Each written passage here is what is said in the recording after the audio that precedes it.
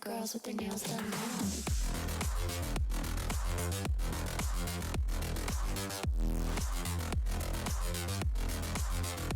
Girls with their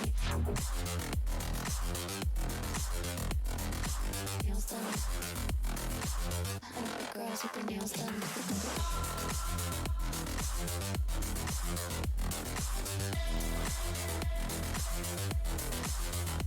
Girls with their nails done.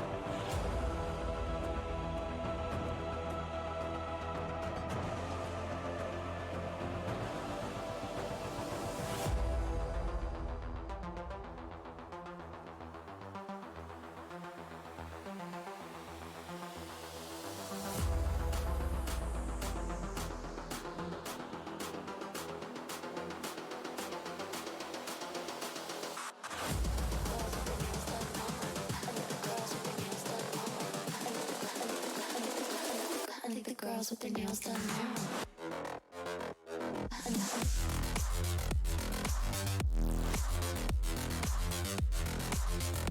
Girls with their nails done. I like the girls with their nails done.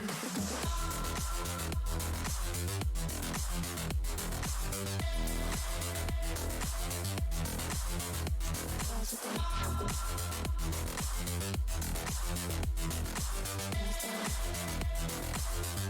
girls with their nails done.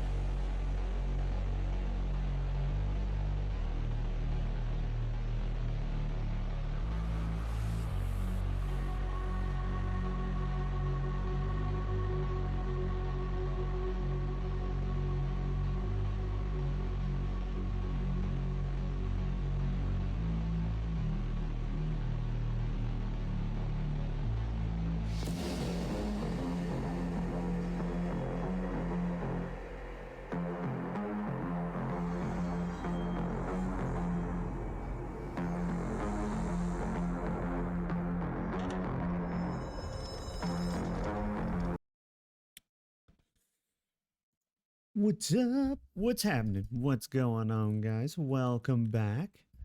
Um to another is this working? Yes, okay.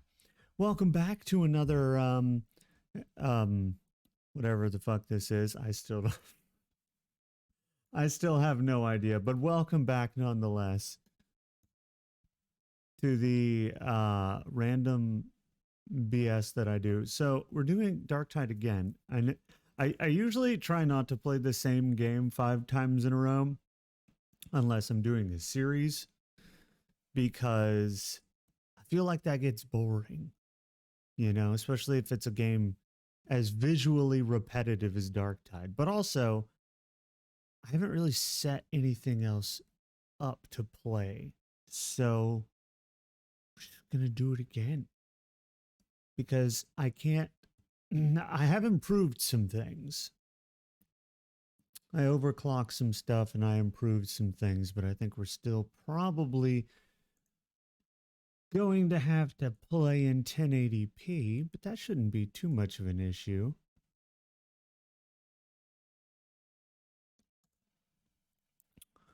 Trying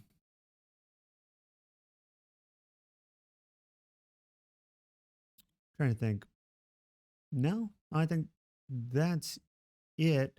Basically, yeah, I'm still struggling with what game to play next.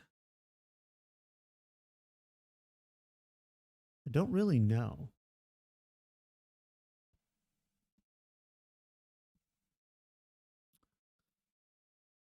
Let's see how this performs.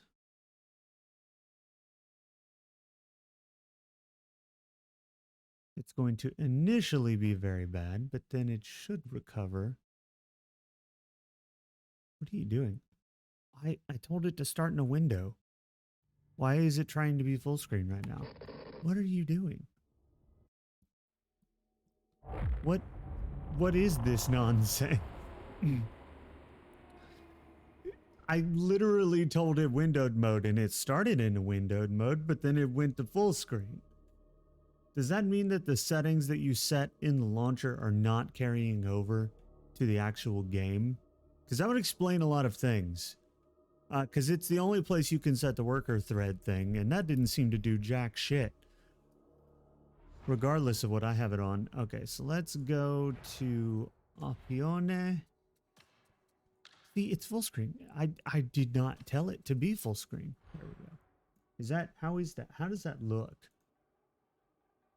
Actually, it looks really good, and it's performing really well.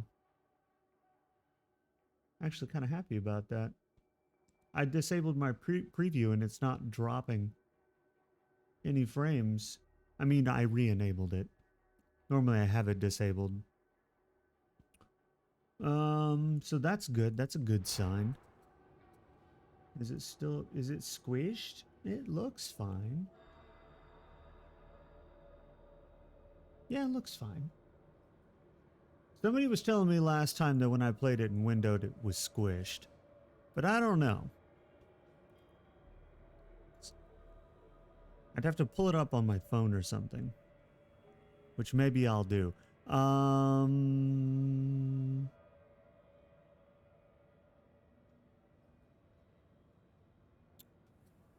Also, I have... Let's see.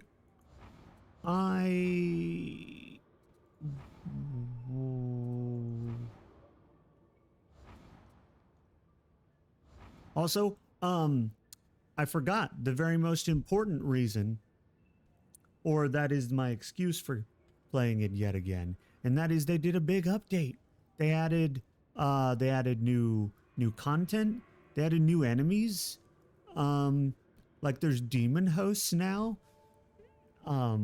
And those things they like can wipe your whole team.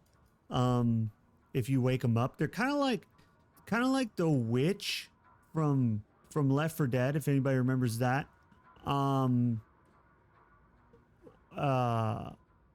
Where they can it can't exactly one hit down you, but it can mess you up really quickly. But yeah, it's like it sits there and it's sleeping, and if you wake it up, then it goes sicko mode and just starts tearing the person who woke it up apart first and then moving on to everybody else.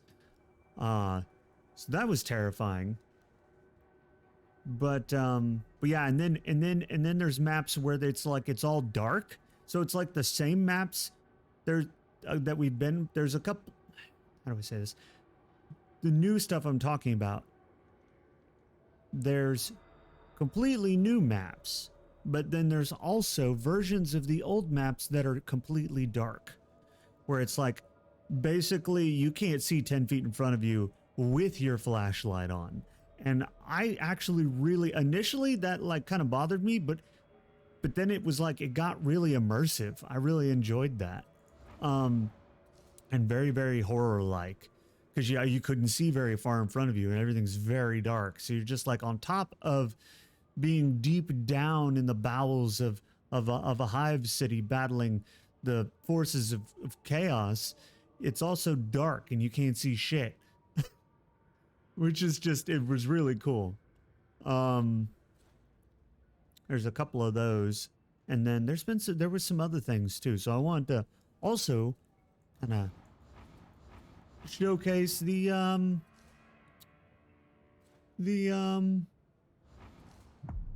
new stuff. At least that's my excuse. In reality, I didn't exactly know what to play.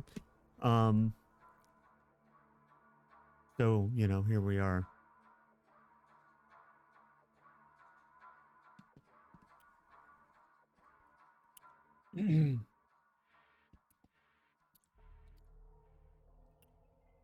This has not changed though. This forever. Oh, I was gonna go view. Hold on. I was gonna pull up my stream to see how bad it was.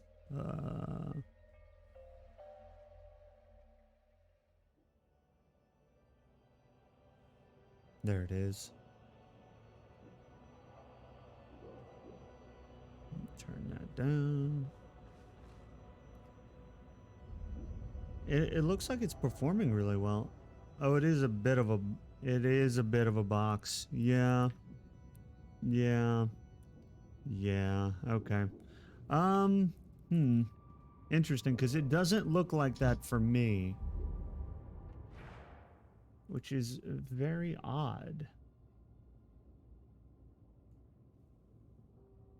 What is Twitch doing? So if I put this in like borderless full screen, then is it still, let's see.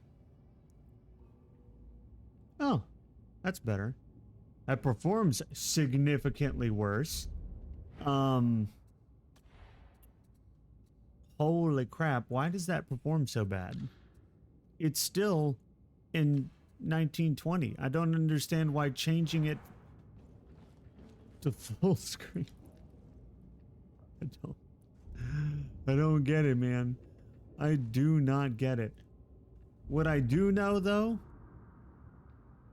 is that this is 100% a CPU problem, which I'm hoping to have solved. They actually had like a crazy, I've never seen it before, 50% off deal on like the best on a good processor, one with it was like six cores and 12 threads, which is actually 2 less cores than I currently have, but 4 more threads than I currently have.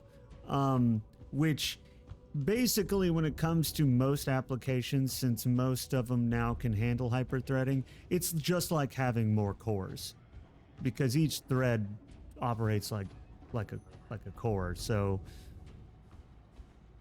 I'll have 12 working threads instead of 8.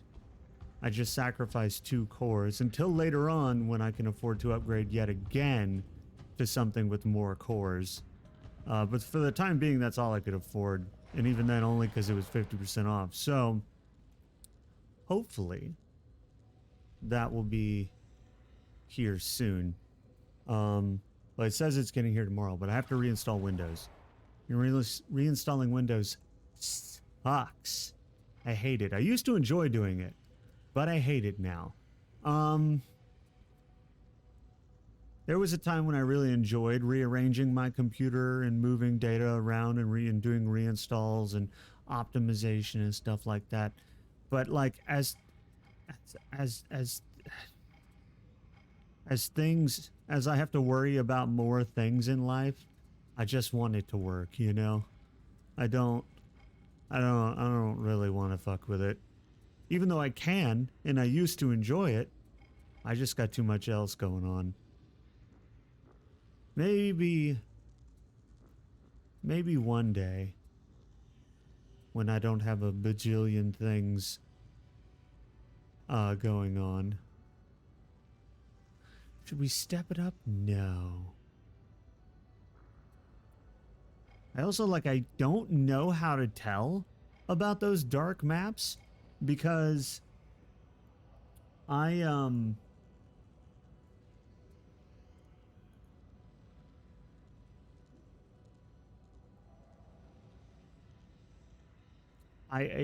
didn't look. I only found them by doing quick play.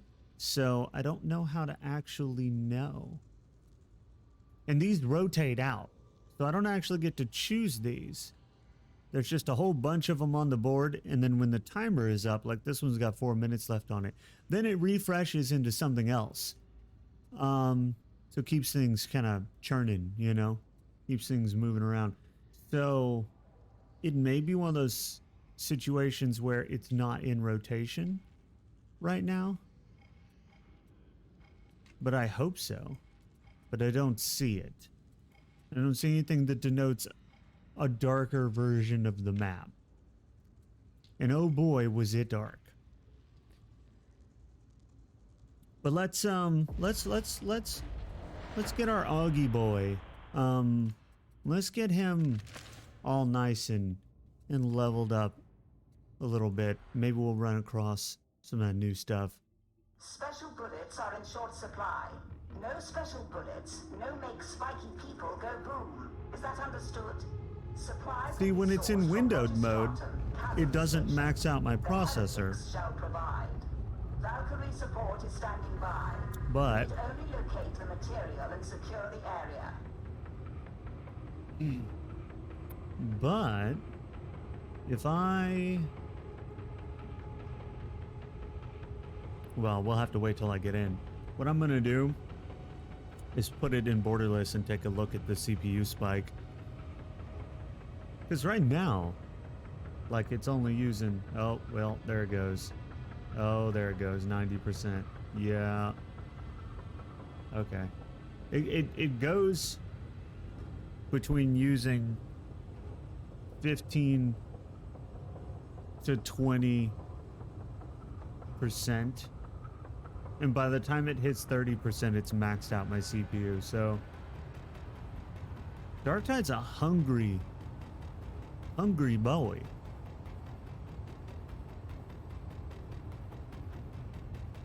Which is why I'm really hoping that those that processor is going to help considerably. And there've been some other games. Darktide helped me figure out that I was CPU bound in a lot of games. But whoa. But it wasn't the only one I've been experiencing the symptoms in. So I'm hoping it'll help with all the other games that I was having a problem with as well.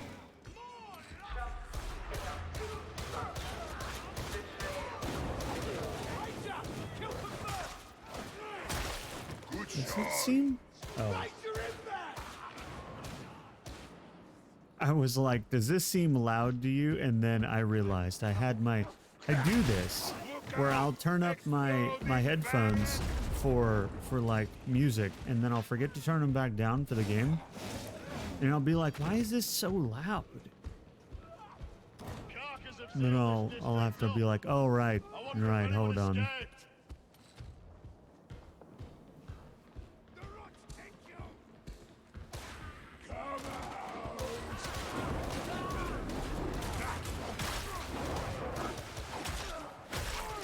There are some songs that demand they be listened to at full volume. And songs like Cyberpunk was that one. It was. Oh, what is happening? Why are we suddenly? Why are we suddenly dropping frames here? Oh. Let me just. It's somehow trying to use 50% of my processor. What the hell, Darktide?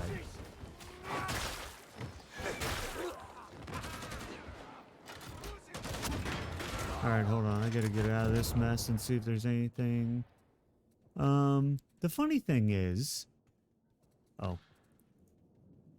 That'll fix it right there. It'll look terrible, but it'll fix it. So, and people get weird about this. People get downright religious about frame rate. And it doesn't need to be that way. Basically, for the most part, you're only going to see a major difference in frame rate that's over 30 when it comes to things like the animations. That's when you really see a big difference.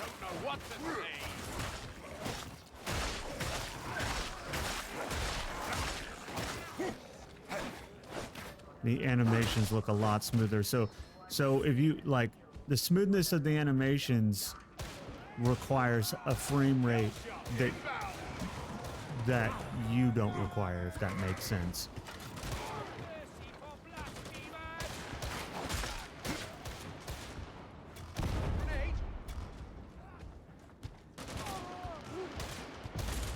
For example, this game is running at 30 frames and on high settings, and I only really notice the difference between this and 60 in the motions. In the things that move. There's like a little bit, there's ever so slight of like a, you can tell when it dips, because you can tell that there's a discrepancy in the overall image. But that's because it's dipping. If it runs at a flat 30 all the time, then you usually only notice when it's like, when there's things happening. People walking, things moving, anything with animation, which is pretty much everything that's not a static item like this wall. Neutralize the trapper!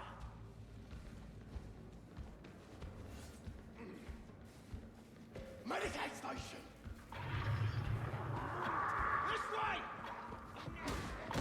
Foxbuster kill!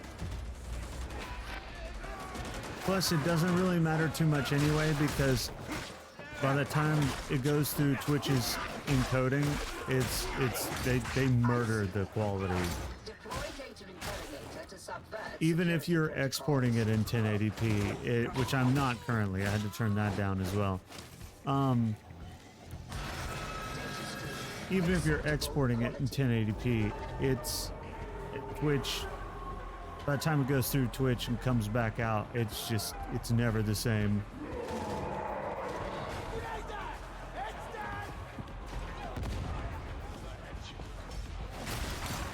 Oh no, ow. It's a big Bowie. Uh-oh. Interrogator status.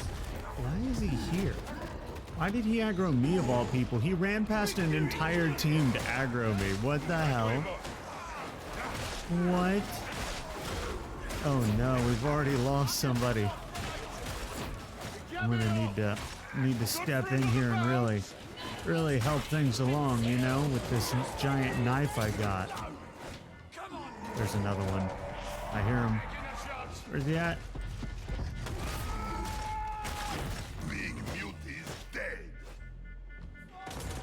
I should have gotten in front. I didn't know he would go for the guy doing the whatever this is. The diffuse, not the diffuse, the diffuse, basically the diffuse. He's doing something. I forget exactly what. I've done it. You have like a data pad and you pull it up and you click on the highlighted one as it passes across. It's a timing thing. It's not even really a puzzle, it's just a timing thing.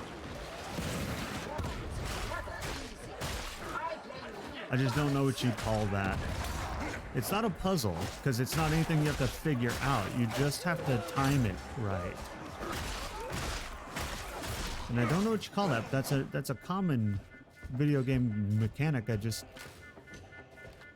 never really thought about naming it.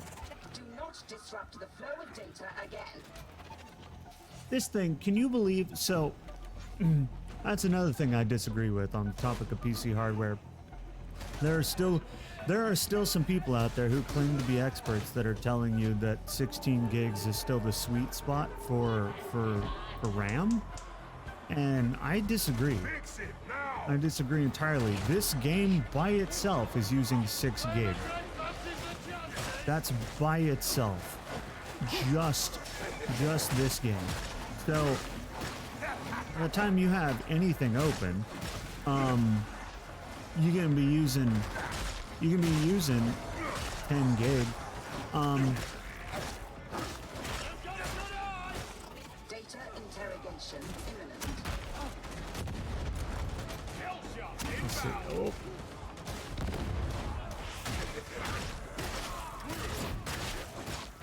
It doesn't cost that much for 32. Like, that argument made sense when 16 gig was 80 bucks, right? But now 32 is 80 bucks. 32 is the same price that 16 gig was back when 16 gig was the gold standard. So just, it doesn't make sense not to get 32.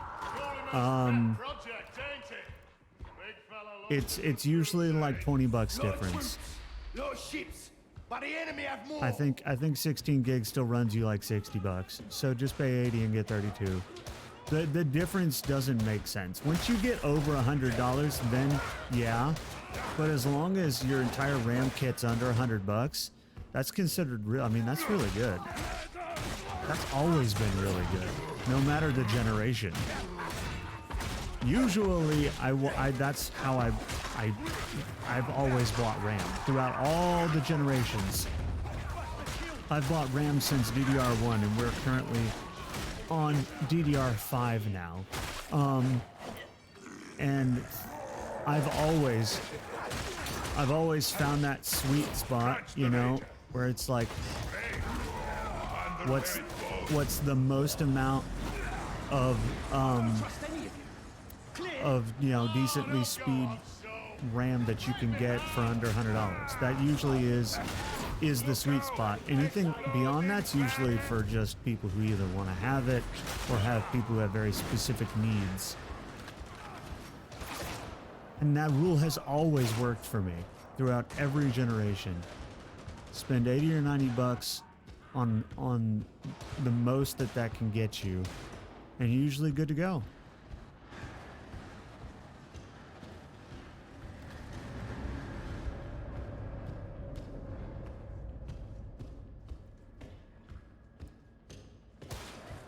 And speed is, if that at all interested you and you're wondering about speed,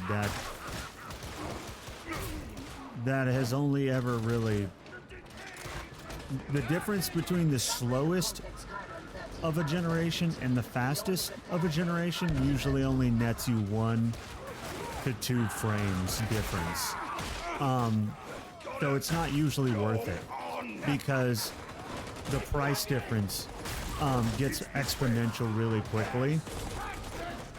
So once you get beyond that sweet spot, it starts getting very expensive very fast. Once you get over $100, then it goes to 150, 200, 250, 400, you know, like it goes up very quickly, and it doesn't net you anything but like 1 or 2 frames, which most people would agree is just not worth it. So speed is irrelevant. Just buy the best value, best size capacity for the value, and the speed will be good enough. Like I said, we're only talking about the difference between the slowest and the fastest as averaging about 1 to 2 frames, so doesn't make sense. Why pay $200 more for 1 frame?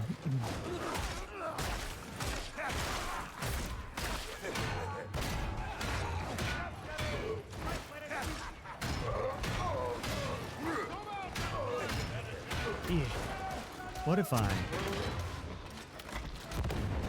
Aha. There we go. Outsmarted him.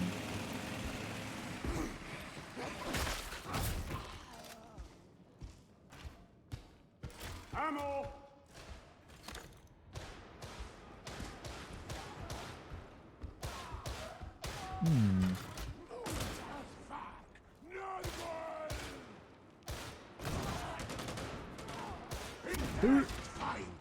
I like this thing because not only is it a grenade launcher, but if you hit them with it directly, it damages them. It also staggers them if it doesn't kill them, and then explodes.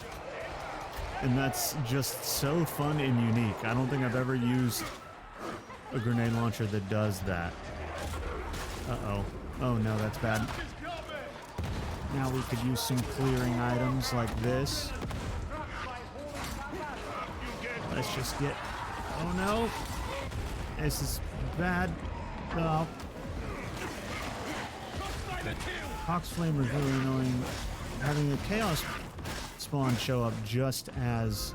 Oh no, we lost. Did we? Wait. Oh yeah, we did. No, we lost Shagor. I'm gonna go ahead and guess, based off the fact that everyone has a randomly generated name, that I wasn't the only one having an issue naming my character. I feel like they have a very specific control.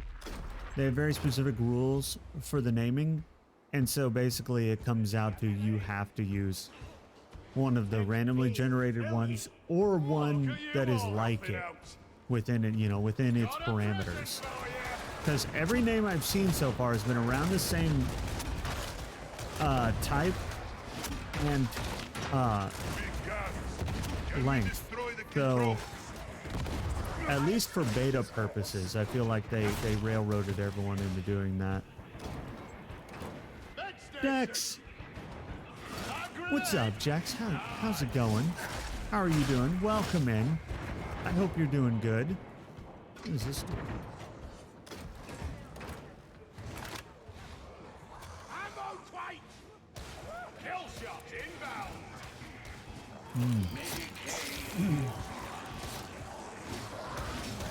Oh, hell yeah. Get him. Smack him. Slap him around a little bit. My favorite is when you do this. Love this. It makes its own individual sound when it hits, too. Fat Shark does an amazing, frankly, a downright amazing job with the sound in this game. The sound is amazing. Yeah, I'm a big sound person. Sound is very important to me. And so when a developer puts that much work into the sound of their game, it's like really, I got mad respect for it, and I really appreciate it. There's an individual sound effect for this weapon specifically, its projectile hitting an enemy. Not exploding on them, but hitting them. And depending on whether or not you hit armor or flesh, it makes a different sound.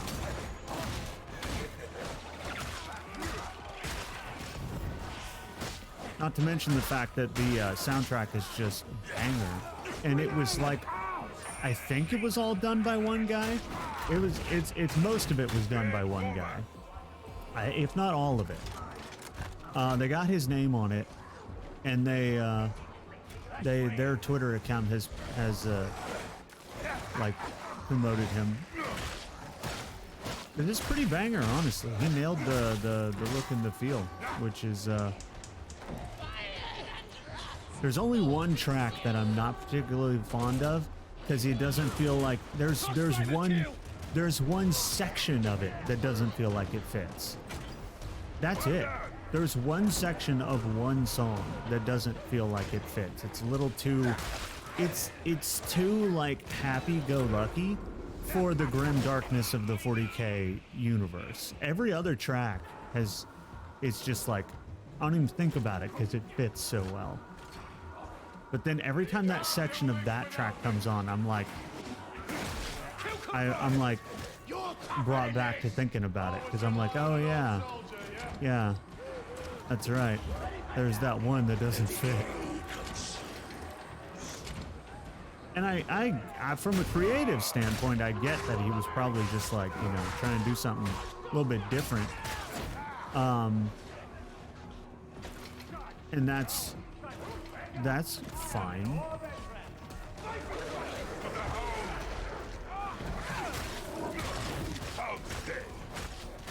Especially since it's not the whole, you know, it's not the whole OST, it's just that one.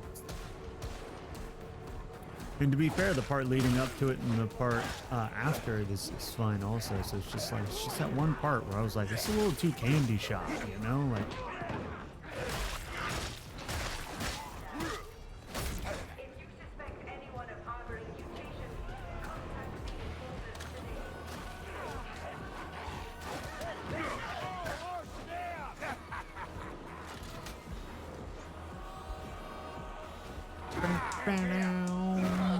I wonder what other weapons we get.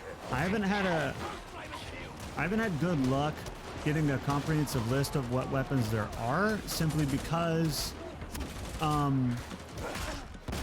they you know, they're just this is the beta and they're constantly updating it. So anything that gets reported on is already out of date by the time I read the report, you know, so I don't know. Whoops, I did not mean to do that. So I don't know.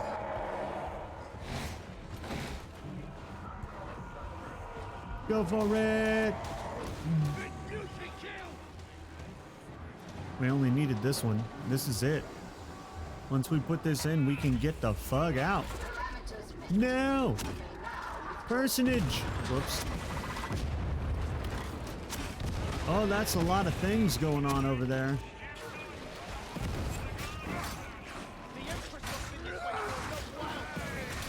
I really hate those things. I'm trying to like clear the area so we can get him.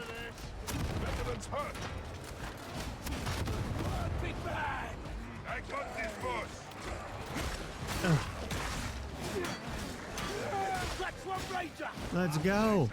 Let's go. Let's go. We don't have time.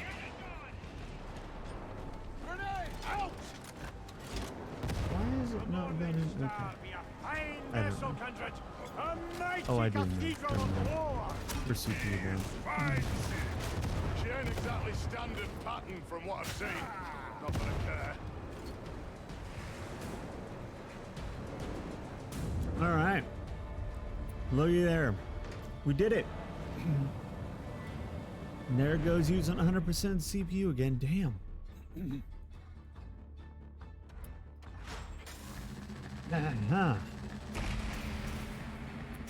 This is probably one of the many reasons why a lot of VTubers are 2D VTubers.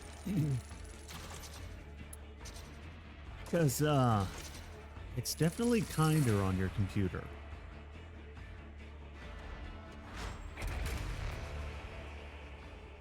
Ooh. See, I feel like there's gotta be one more weapon class. There almost has to be, right? There's gotta be like one more weapon class.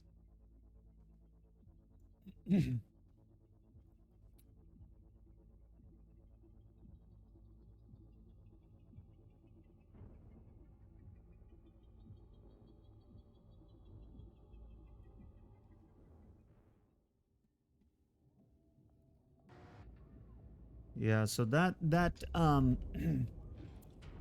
supposedly that processor gets here tomorrow, No dawdling. in which Plenty of case missions need I have to reinstall Windows. That's going to be a hell of a lot of fun. Get everything set back up Greetings, operative. so that I can stream the next day.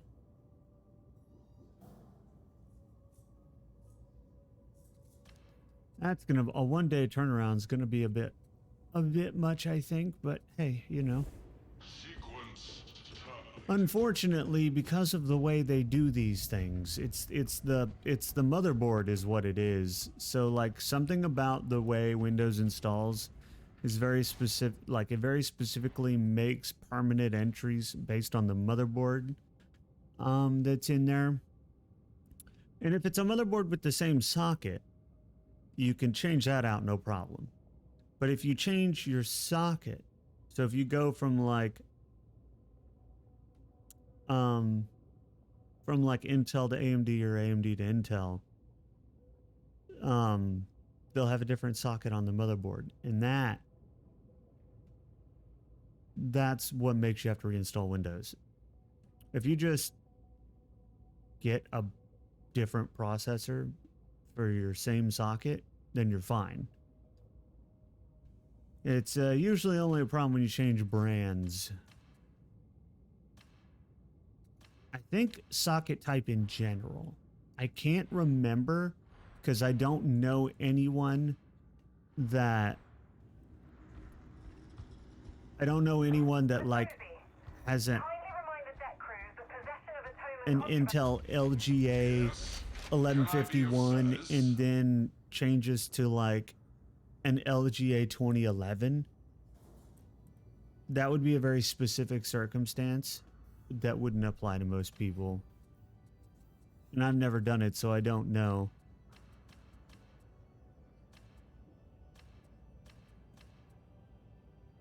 Let me get that. More money. How are you enjoying the Witcher things there, Jaxie? Are you liking them? Are they good stuff? Which Witcher are you doing? Are you doing the good one?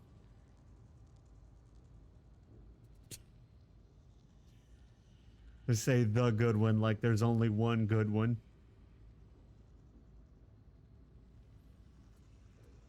Technically, there is more than one good one. But I really feel like the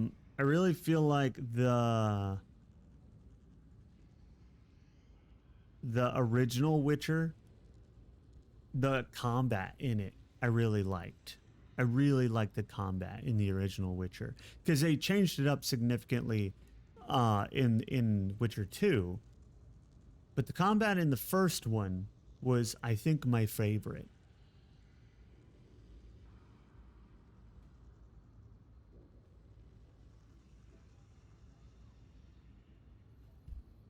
I really thoroughly enjoyed The Witcher 1. Witcher 2 was all right. I never played the third one. At this point, I should probably go back and play them on stream because I don't remember a lot.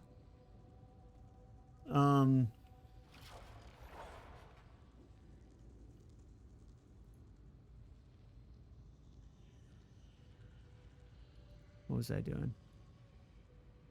Yeah, I don't remember a lot, and I feel like I could totally do it again on stream because it's been forever. I mean, I played those games when they came out. So, Lenny, what's going on, Lenny? What's happening? No, How are you doing? Are you doing good? Are you goodin'? Are you gooding? It good? Hell yeah. That's what I like to hear, Landog. Also, why is there... I still have yet to find a better melee weapon than this butcher's cleaver. Literally, it's just a cleaver. Like, I could make this. I should make this. I should make this. I wonder if anybody would buy it.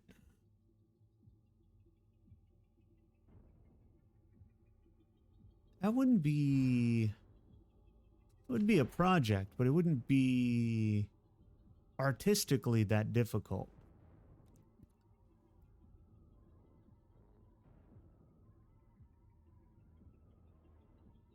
Hmm.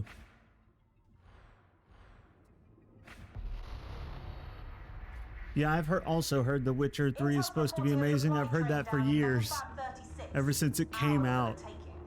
You'll find it at Consignment Yard Sigma 57. Secure the area and await reinforcements. Oh, you haven't even played The Witcher 2? Oh. Don't screw this up. Yeah, the Witcher series was good. It wasn't like the most amazing thing ever, but it also was still pretty good. I'd say it was, you know, it was tier 3 out of 4. It didn't blow me away and make me go, oh my god, this game is amazing, where has it been all my life? But it also was better than most of what I played. So it was like, yeah, 3 out of 4.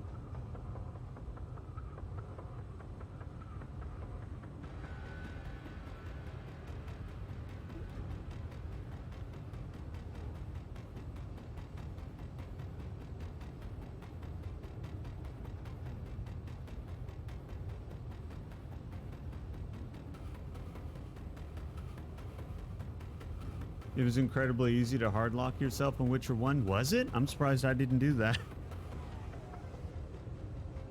I'm surprised I didn't do that then.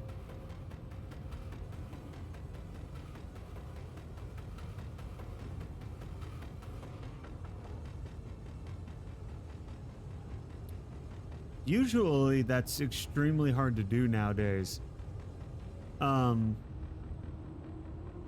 I know The Witcher 1 is not like exactly a new game, but I mean, by nowadays, I mean like from probably starting around mid 2000, maybe as much as late 2000, they started making games virtually impossible to, you know, hardlock.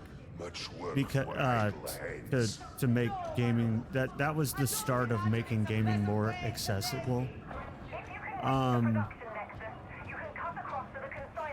Yeah, one of the things they did when they started that whole movement of making gaming more accessible was to make it so you couldn't actually physically lose unless you died, right? There was no such thing as getting 30 hours into a save and then hardlocking yourself and not being able to continue and having to start a whole new game. They started like getting rid of that around the mid 2000s, according to what I recall from just having played games since the 90s. Because back in the 90s, you could definitely hardlock yourself in a lot of games where you'd get to a point where you fucked up and you'd have to like restart the entire save, or restart the entire game, new save.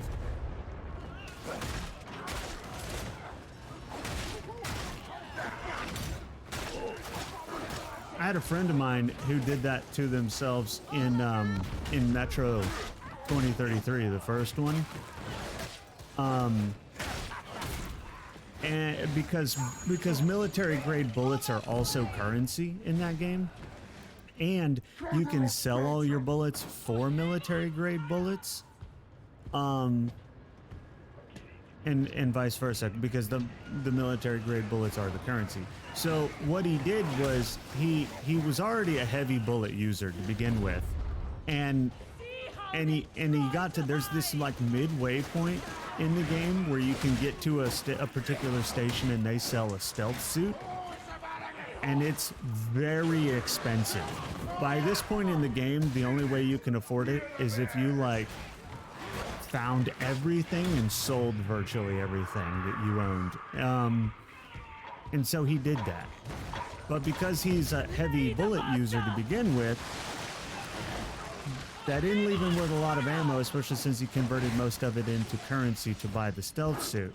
So he was left with a stealth suit and very little ammunition, and he ended up not being able to complete the game because he just didn't have any bullets.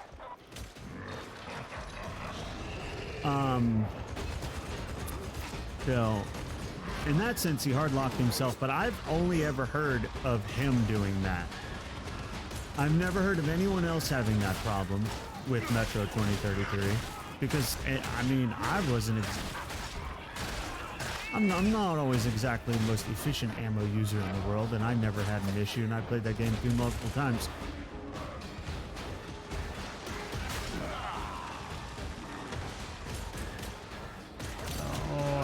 I want to go help my friends, but there's so many, like, dudes with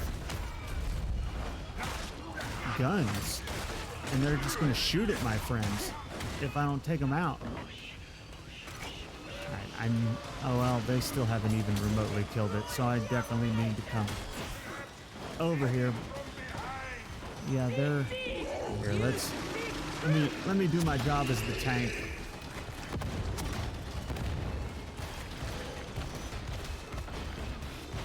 Run!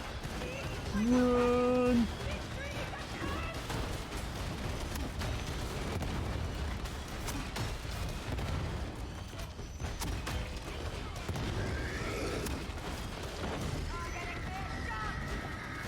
Okay.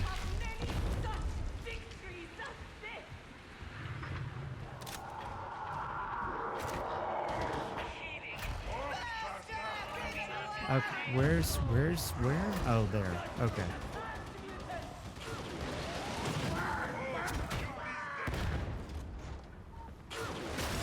No.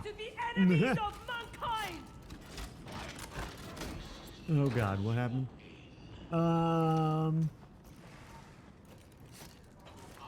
Why does Rannick not come with us and fight?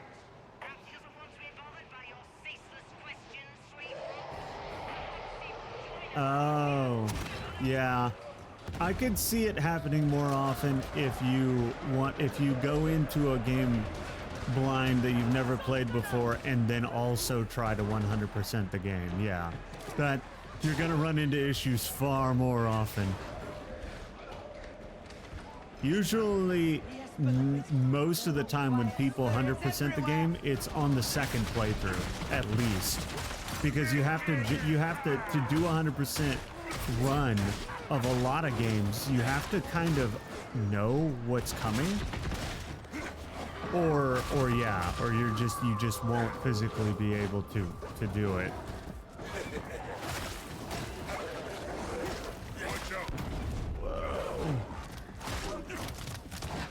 I don't.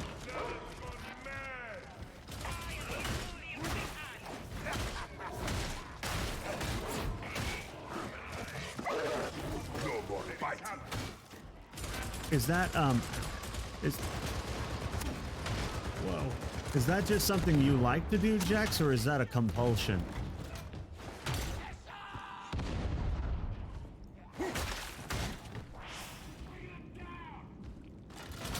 Ow, ow, ow, ow, ow.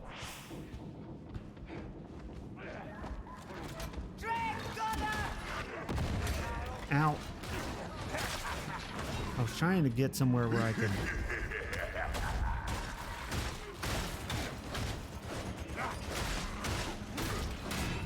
Yeah. Yeah. Where? How dare you? How dare? Do you see how much bigger I am than you? What do you think you're doing? Are you insane? I think the answer you'll find is yes. I think we killed the trapper! No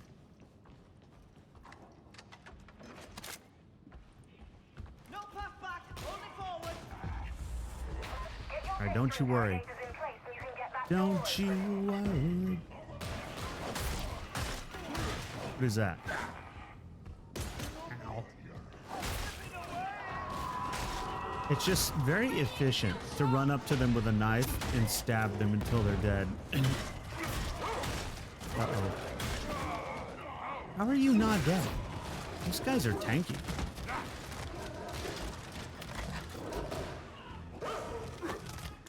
And hurrah.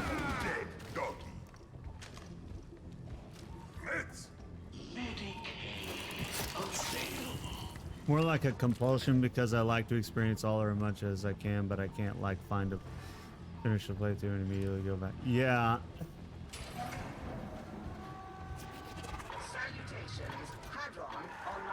It really comes down to whether or not you do it because it's if it feels like a chore, then it's more of a compulsion. If you're just genuinely excited to do it, then it's more of a choice, I would say. But if you're sitting there trying to do it and you're like, ugh, I hate this, then I'd say it's more of a compulsion. I was just curious, because we all have those things where like we do because we're compelled to do them and not necessarily because we want to do them.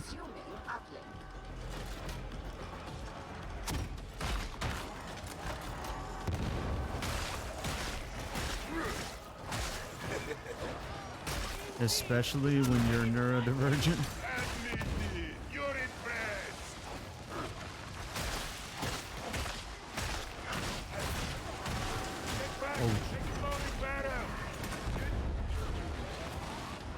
You're definitely excited to do it as well. Ah, okay. See, for me, there's no world in which that would be exciting. I don't have whatever it is in the brain that makes that exciting. It's, to me, as soon as I hear about having to 100% it, I immediately have no interest in doing so. It would just be too tedious for me. Now, I might 100% a game willingly, but I have this thing, and it's not just that. It's not just with games. It's with everything in life. If I have to do it, I automatically, my brain and my body want to push back, and fight it and not do it and everything like that. But if I'm given the choice, I might. If I don't have to do something, then I might just do it anyway, but it will be much, much more enjoyable and not tedious or frustrating or maddening like it would be if I had to do it.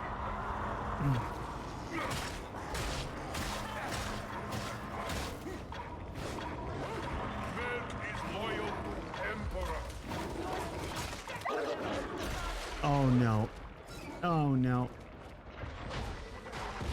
Ow. Wow, I'm just getting knocked around.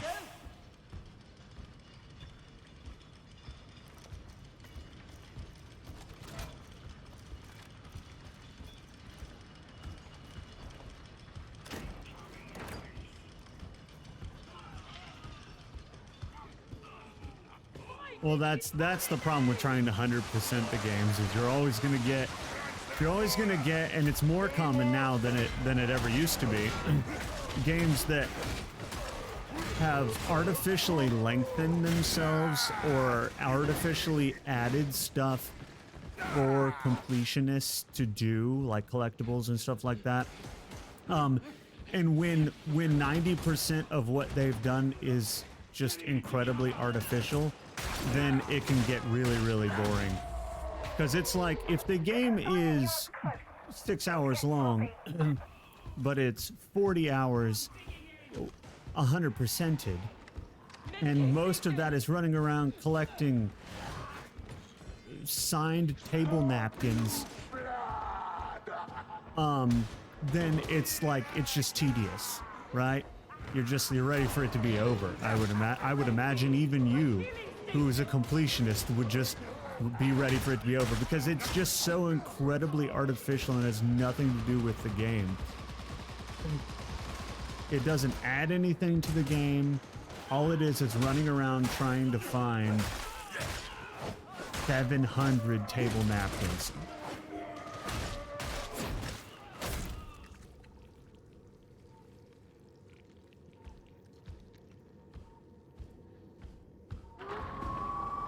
Yeah, exactly, Jax. Well, to be fair, that is another one where, yeah, the Assassin's Creed is a great example of a good game franchise that felt the need to be this big franchise with hundreds of hours of stuff to do. And so 90% of what it became was just the exact same things copy pasted about 100 bazillion times.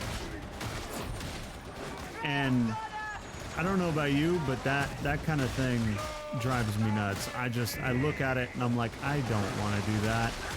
Even games that, I mean, I liked Assassin's Creed and I liked the Lord of the Rings,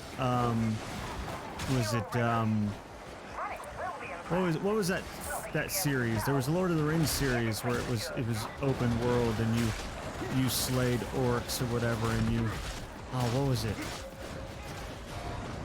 Shadow of Mordor. That was it. And those games were very similar, you know? Any sort of game like that, whether it be the new Saints Row game or, just any big open world game, usually at some point you realize that it's 90% the exact same 5 activities copy pasted, or the exact same 5 points of interest copy pasted about 100 times. And it just gets really, really tedious when you're climbing your 40th tower to reveal the area around you so that you can do the exact same 5 copy pasted events that it reveals, so that you can complete that zone, so that you can move on to the next zone and then do that exact same thing over and over again for the next however many zones until the game is over. And it just gets so tedious. And nowadays I open one of those games and I look at it and I immediately go, I'm probably not going to finish this game, because it's just, I've been doing it now for over 10 years and I'm done with that way of doing open world. Now, Elden Ring, they did open world fine. There was, that was great. I at no point did I feel like that world was artificial or copy pasted or anything like that. Like I was always like, oh, I wonder what's over here, and it would always be something different. Beacon lit! Support team's coming. Keep your heads down. Don't give the heretics any satisfaction. Do you hear me? Yeah, exactly, Jex, exactly. The Korok seeds in Breath of the Wild, they had 900 specifically for the completionists that wanted a lot of things to collect. And that's the problem, is they've been doing that since, like, I remember when I first started to notice that kind of nonsense, and that was in, like, Grand Theft Auto 4, I think. Was it 4? I think it was in Grand Theft Auto 4. It was one of those big open world games around that time era. There was like something that you had to go around collecting. And there was 400 of them. And I was like, 400? Who's going to collect 400 of anything? And nowadays it's normal for collectibles to have 800 or 900. And I'm like, no, we don't need, 400 was too many. Why do we need 900? It's going to be like, in another 5 years, it's going to be normal to have 1,500. The answer is not more, people.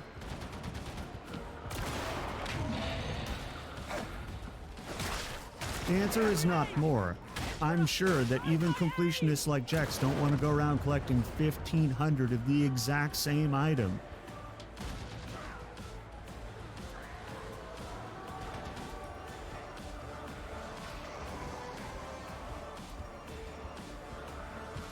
Yeah.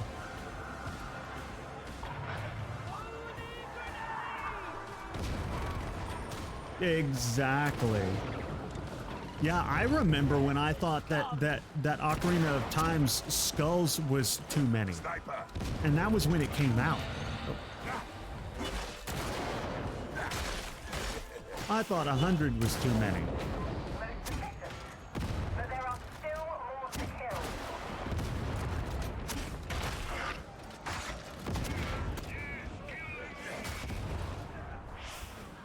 Okay.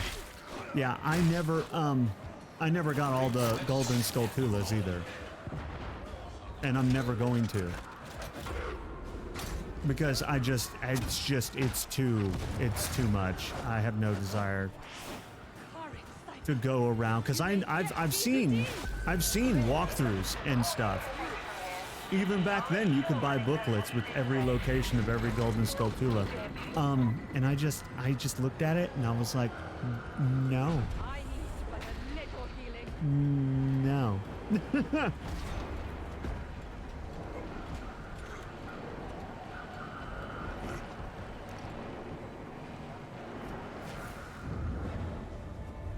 It makes sense that there's 900 to make getting 400 easy. That's definitely a good thing. The last thing you would want would be for them to require 400 and have 400 be hard to get. That would be...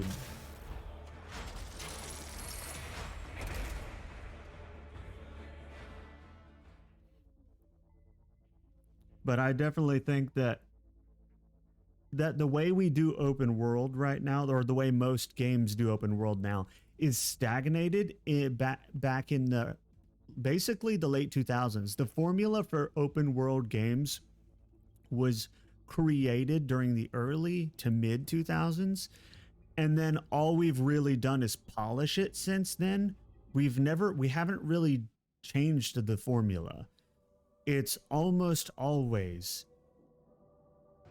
the same handful of points of interest, the same handful of activities, copy pasted as many times as it takes to fill up your open world, depending on how big you made your world. So in the case of, like, what was that one that I didn't finish? Tokyo Ghostwire Tokyo. Great example. Love the story, love the atmosphere, love the game, love everything about it, except the fact that it is exactly the thing I hate, which is the same activities in every zone, and you have to complete them all to, finish the zone, and you got to do certain things to unlock the next zone, and then you get to that zone and you do the activities to unlock the next zone, and it's just it's all the exact same copy pasted 6 city blocks, and I can't. Again, I like the game. Are a curious one. I just cannot stand Definitely see what you're can't stand that. Still ticking, are we?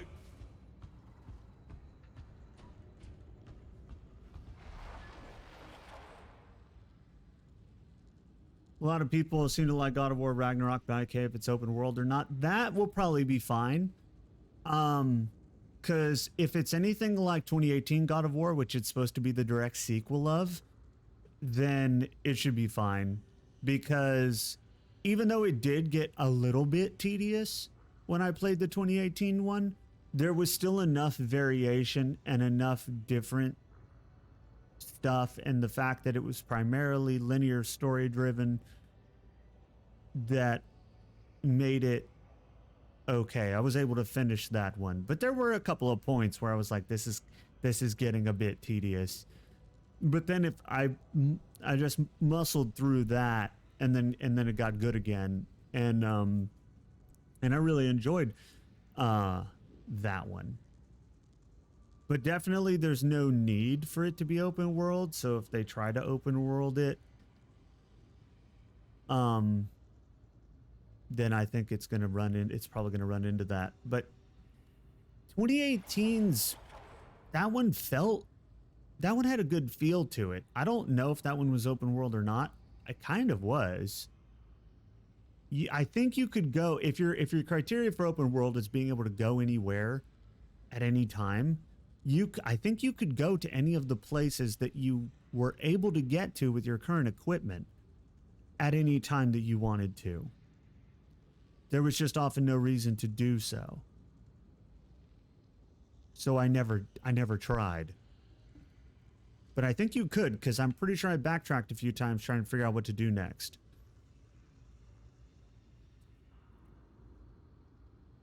I'm definitely going to play Ragnarok when I can get it, because I really, like I said, really enjoyed the 2018 God of War. And I think when I get my new processor, we shouldn't be CPU bound anymore, and we should be able to play it. So I may do it on stream. Make that a stream thing. Because I've been looking for different new series to start, and I haven't. Part of why we're playing this today, not only because of the update, the new content is my excuse for playing this today, but my main reason for doing so is because I didn't know what to do. I didn't know what to start, so we just did this again. Let me get some water. I'll be right back.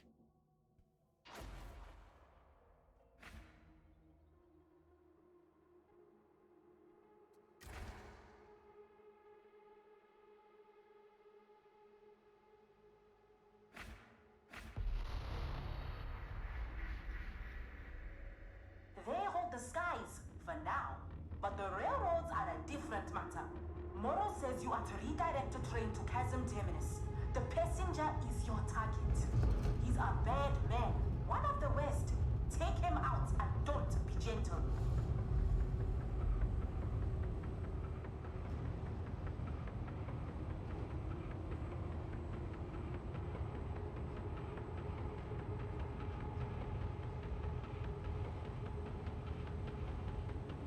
Okay, and I'm back. Okay.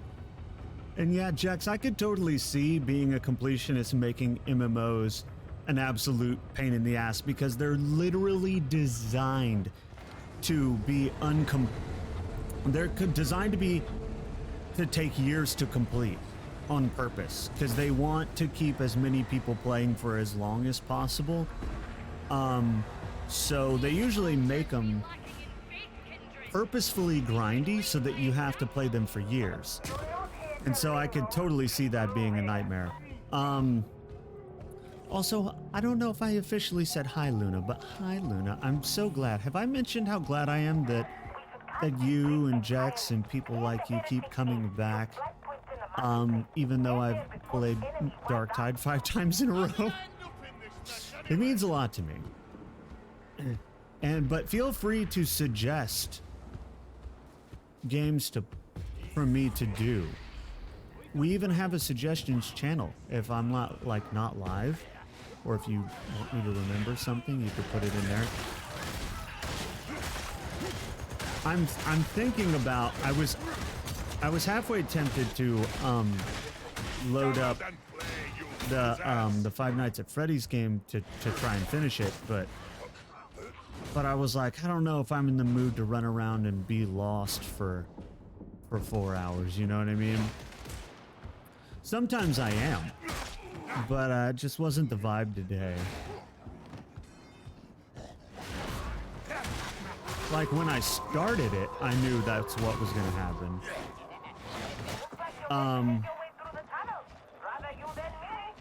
But you know, with that kind of thing, I gotta take a break from the running around and getting lost.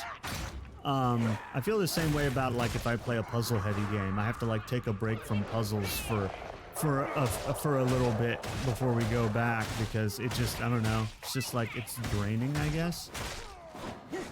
If it's not something that, like, that's probably very specifically my brain. If it's not something that my brain likes, then it immediately finds it very tedious. I could play Darktide for hundreds of hours on end. My brain can just do that and find it entertaining for hundreds of hours on end.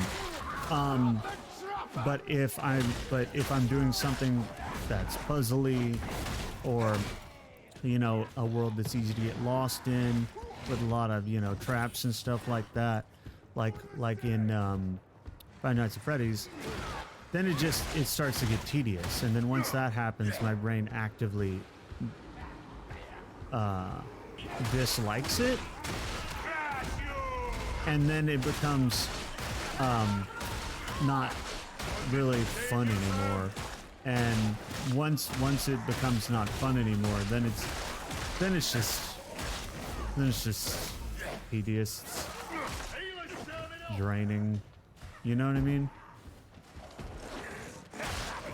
So I try to only play the games if I'm in the mood for them.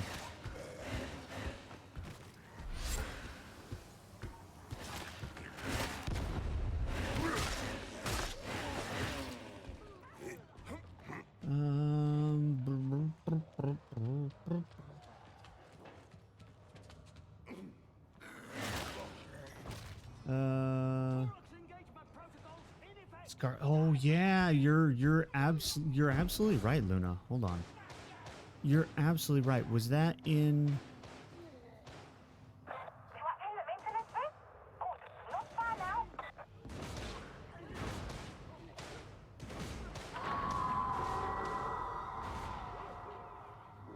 now. I forgot about the Scarlet Nexus. Oh no. Gonna stop ya! No more biting. I forgot about that. I need to make a note of that.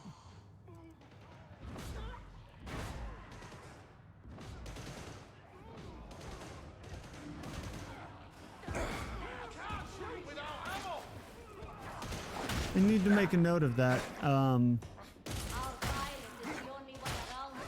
I completely forgot about Scarlet Nexus, actually. Who cares?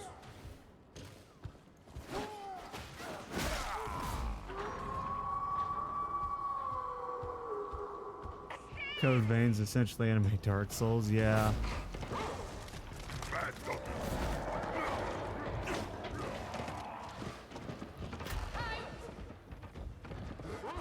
Problem is, Why must there be so many boxwalkers? Foul things. Nasty. Very nasty. Return fire!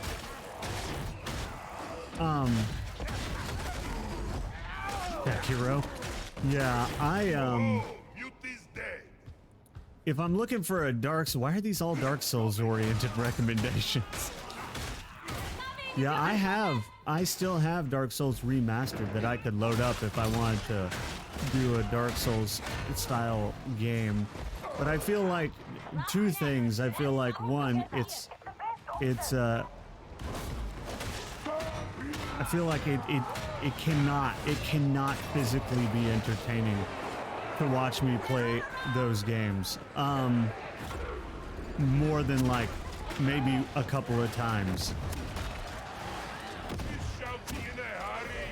The slug learned everything from me, I tell ye. It's a pleasure to watch you and your labor movement. You going to pitch in or just watch? So much for you being tough, roughneck. Didn't expect you. Scarlet Nexus. Yeah. No, Scarlet Nexus isn't. You're right. But Code Vein and Sekiro are. The Emperor does love me. I have. Was it? I have. What? Not Sekiro. What is? I have one.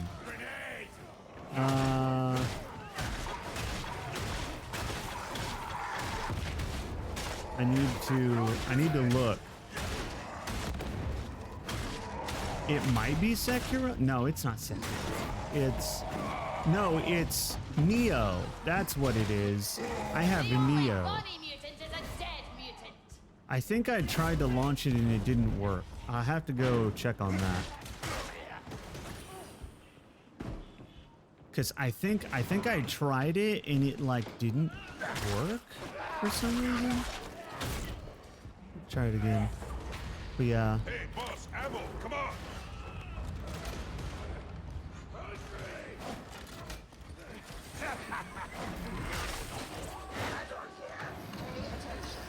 Data stream. Acceptable quality.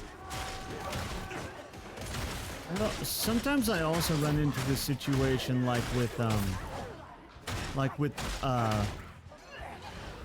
Deathloop. Deathloop is a game it's pretty good. But the problem I had with it was very fun for about 3/4 of it.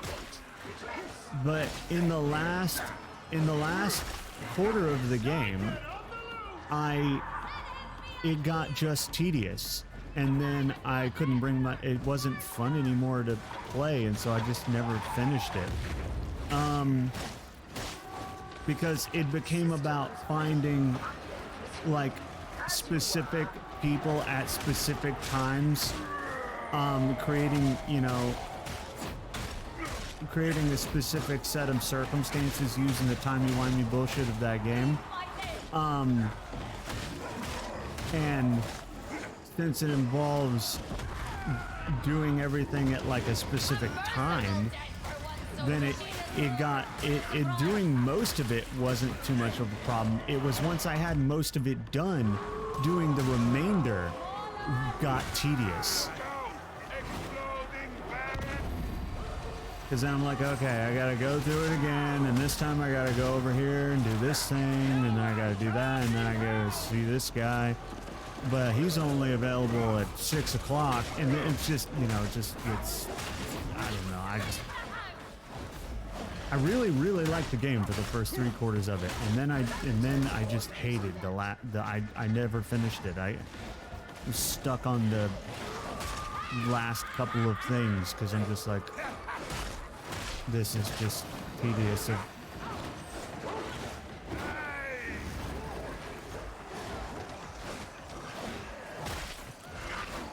Oh, it is? Shit. I was gonna say, I think one of the main reasons I haven't done Scarlet Nexus is because I'm pretty sure every time I looked at it, it was $59.99. I was like, it's a bit steep. I didn't even pay that for this game.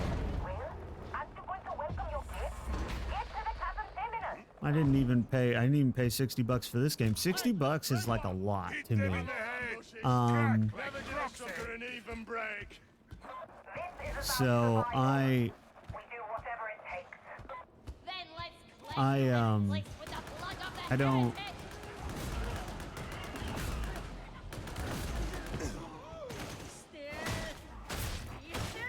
like, I don't like to. I usually either can't or don't like to. This was one of the few games that I knew I was going to have to buy this year. Is bad, yes? What are they? And so I budgeted for it, basically. I set the money aside and didn't touch it because I knew I was going to desperately want this game. If for no other reason than just for mental health. Because I know I could just launch this game and play it endlessly without having to, think too hard. And games like that are important for mental health.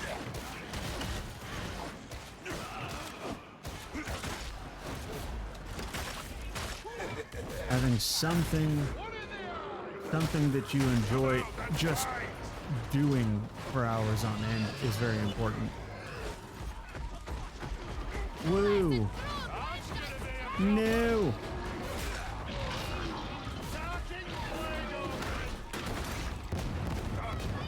Ooh, here we go. I don't think the DLCs are anything more than cosmetic stuff. Ah. $15, that's pretty good, actually.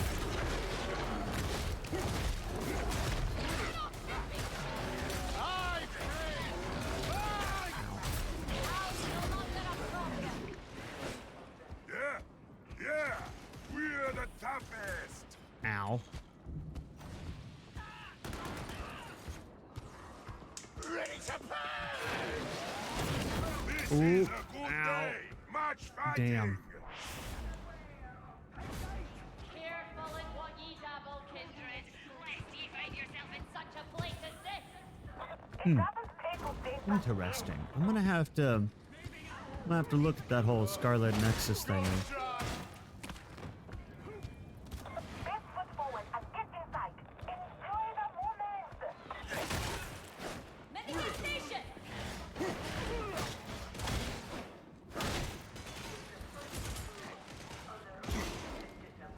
Things like that will get a lot easier once I have like a job that's full time. Reloading!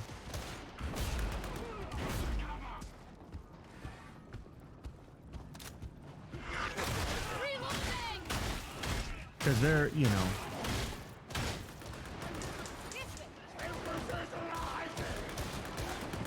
things get progressively more difficult when you don't have a consistent God Emperor! income. Sniper, break them.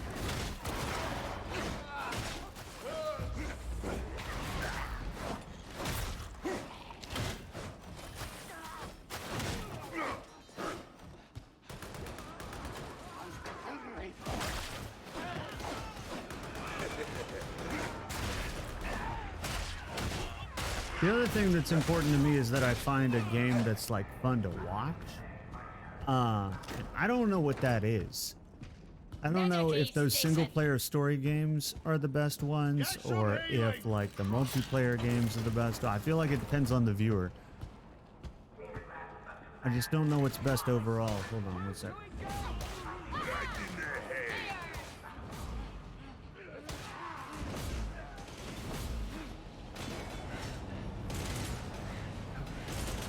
Ow. Sekiro would be fun to watch. That was one of those things, like, I finished Elden Ring, but, like... But, like, our viewer numbers were, like, at the lowest ever around the time that I was finishing it. People did not like watching me play Elden Ring. Sniper, break them. But we beat it, and I beat a Dark Souls game on stream. Or a FromSoft game on stream. Is that thing gonna come down here? There's no way. Far side of the station. You'll You find the platform there. asshat.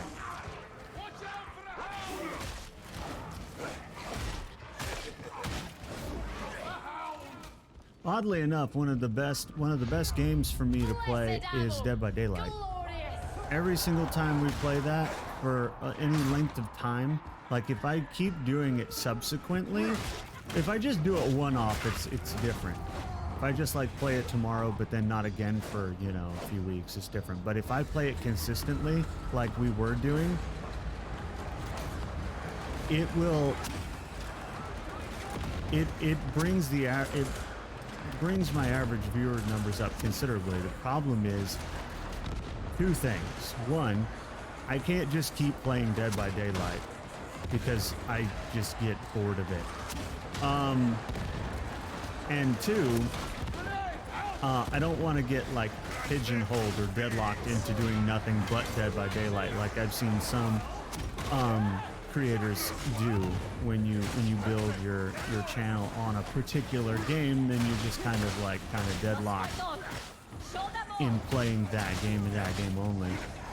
So I don't want to do that, especially not with Dead by Daylight, because in terms of games that I could play for ever, that is not one of them. I like the game, it's fun, but it's not a game I could just play forever.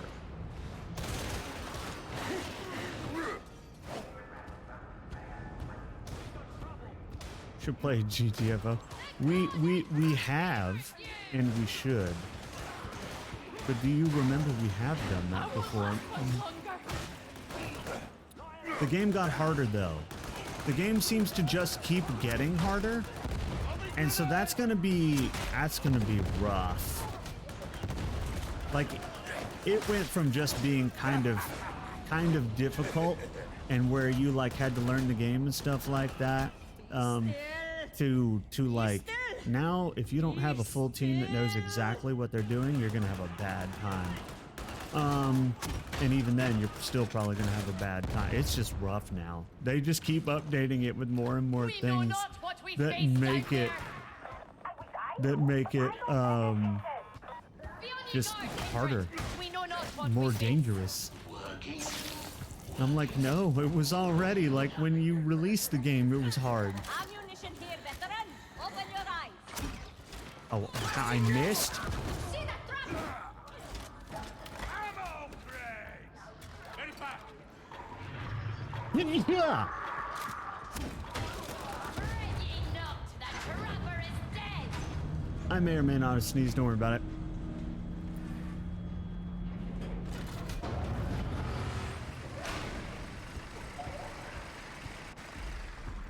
Yeah, that's why I like to do like that's why I like to change games up. Because if people don't like a particular game, then they don't, you know, just don't tune in for that game, and then they, you know, come back for one that they do like. So I like that variety. But everyone's different, so that, you know, you can't. So I try to prioritize my having fun with it, even if it's not as much fun to watch, because if there's one thing that's not fun to watch, it's me being bored, you know? So, man, we killed that guy fast.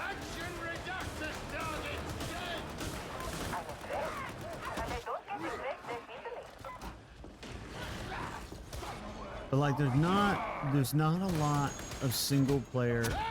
Well, it's just not a lot of game releases in general going on right now. But there's definitely not a lot of like single player Knocked. That trapper is dead.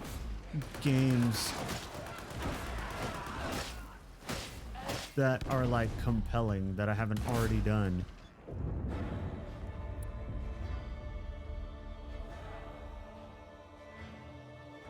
There's a couple that I know for sure I need a better computer for. I'd have to wait till I got a better graphics card to do stuff like what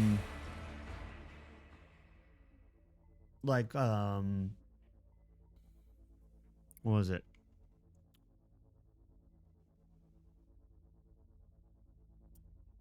What was it? Oh, there was, I've already forgotten. I had a game in mind. I don't remember.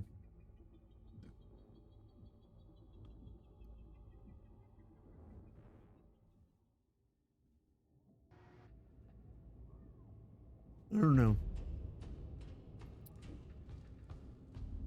I don't know. Unit operational.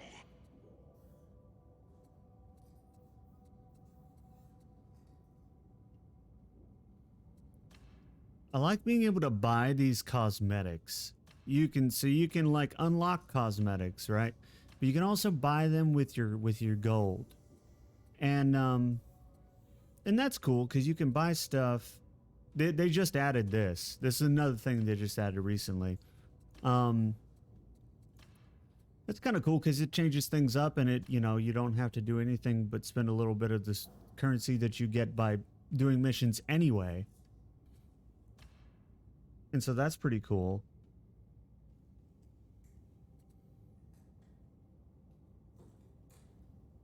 Don't worry about all this heresy. Okay.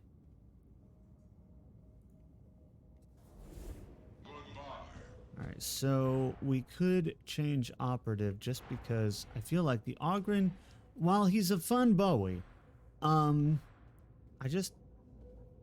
want to play someone with some more entertaining weapons. I'm just not getting. Currently, for my Ogryn boy, we can have a knife, a shield and mace. And the here, let me just the shield and mace.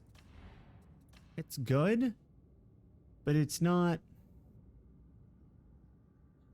great. It's basically mostly for crowd control, which is what this weapon is designed for. You're supposed to get in front of your team, block bullets, and take on the hordes and knock them over and stuff. Not necessarily dealing killing blows, which is fine if your team is like good and wrecking everything. But then when they need you to carry and that's all you have, then it's not fine.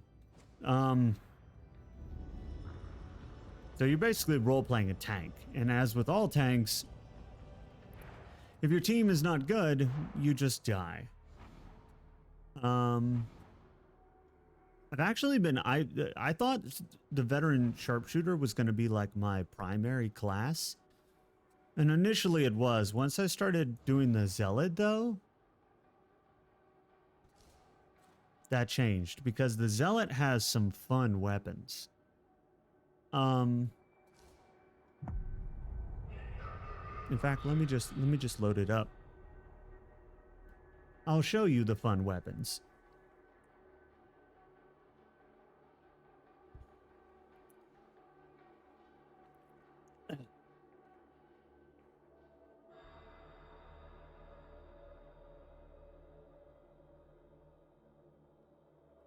Oh, if they would release Horizon Zero Dawn's new game, Forbidden West, on PC, then we could play that too.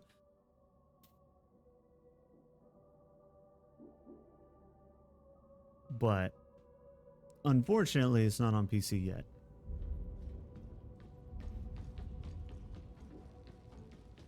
But the Zealot has the Thunderhammer, the Heavy Eviscerator, and the Assault Chain Axe, which are just all fun to use. The Chain Axe is just very unique. It's an axe chainsaw, which is cool. And the Heavy Eviscerator is just really good. That's the two-handed chainsword. We're gonna load up the two-handed chainsword and the Purgiton Flamer.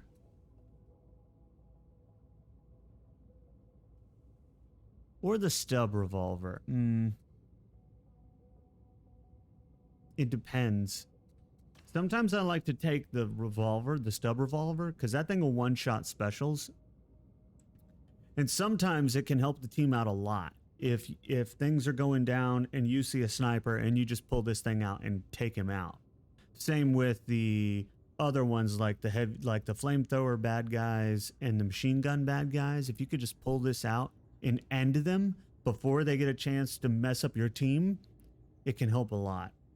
But the flamer's good against hordes, regardless of what's in them. It just burns everything indiscriminately, which is also really good. Plus, I have 3 curio slots on this character, and I bought myself some armor. So I'm actually really liking the Zealot.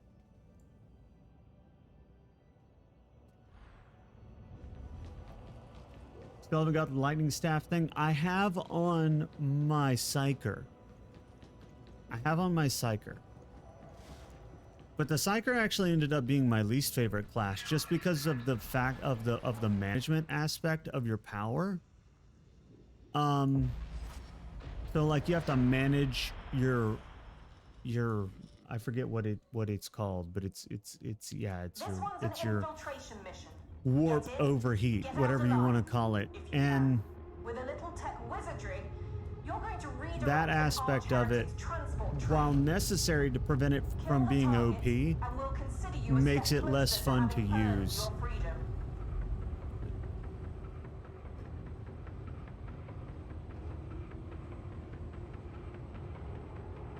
But I will have to switch over to it at some point, just so that we can see it. Also, I bought a red paint job for this. It cost me 20,000 gold, which is a lot of gold in case you were wondering. But now my heavy eviscerator sword is red. Hello there. We are the wrath of Hell. Plushy, hi. How's it going? Welcome in. How are you doing? I hope you're doing good. It's been a minute. Welcome in. I also like how everything changes depending on the light you're in. It's such a good looking thing. I love this heavy eviscerator chainsword. Long time no see, Plushie. I hope you're doing good. Always love to see you. They are shooting!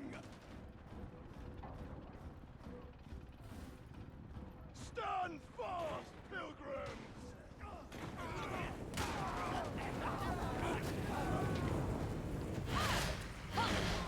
Oh no, don't you hate that? That happens quite often.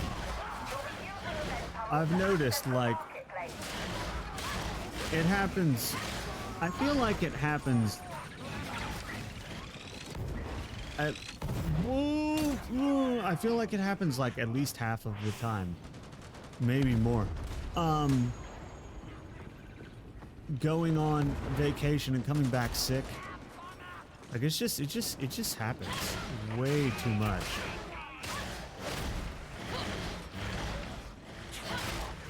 It's just, I think it's contact with all the people, because it doesn't happen on events or trips where I go and I'm alone most of the time. It's only when you're like having to take mass transit and like staying in hotels and doing all, you know, just interacting with a lot of, being in and around a lot of people. The God Emperor! We've killed the trapper! Makes sense, because the only times I've ever gotten really seriously sick have been times when someone brought it in to work, or I came home from an event. But normally it was a work thing. Reload your weapon, Templar! Come on! We'll have to recharge it! I'm glad you're feeling better. It's good to see you.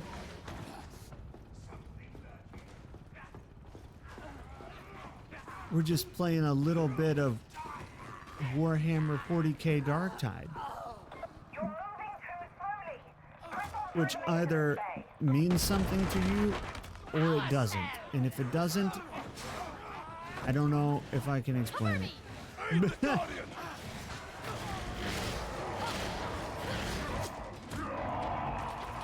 Oh. Oh no. Yeah, got him. That's another reason I like the chainsword, is you can activate its rev, and then you can use it on a special to tear through them, which is great. It helps you like basically one hit eliminate that special. And it's one of the only weapons that can do that, because it's the only melee weapon that can do added damage after the initial hit, because you just tear into them with the chainsaw part of the chainsword.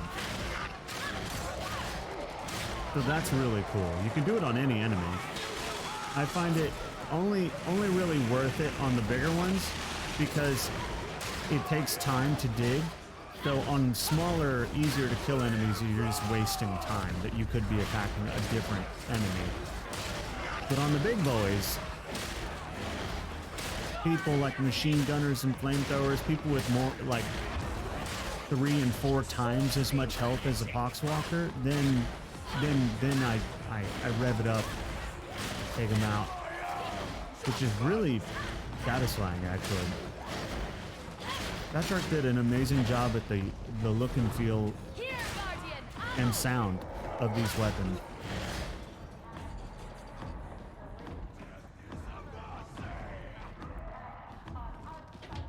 Oh, I don't remember what the question was. Mostly just said I'm glad you're doing good. Love to see you, and we're playing Warhammer 40k Darktide, that either means something to you or it doesn't. Take a moment. I think that's all I really said. In my experience, players to your carrion lot passing only discomfort. Oh, here we go. So I need to use the flamethrower. I have a scripture on me though. These are good because they'll allow us to complete the bonus objective. Oh no, I got grabbed.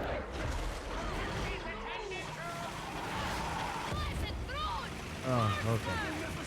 That was a series of unfortunate events there. There was a Chaos Hound, then a Chaos Spawn, and then one of those bomber dudes. And that's not what you want.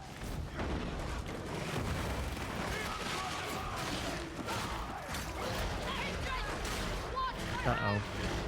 Yeah. What really gets me are these berserky boys. I know of it, never played it. Yeah, it just came out like last week. But I didn't know if you knew about the Warhammer 40k universe at all, because this game will just, you won't, I mean, there's not much you need to understand from a gameplay aspect. You stab the things and you do the objectives you're told to do, and that's it. So it's not like complicated, but it is based on the Warhammer 40k universe. And so if you know of that, you'll understand a lot more of what's going on.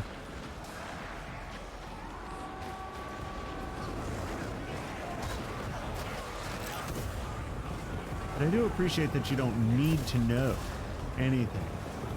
You get in and you shoot the things they tell you to shoot.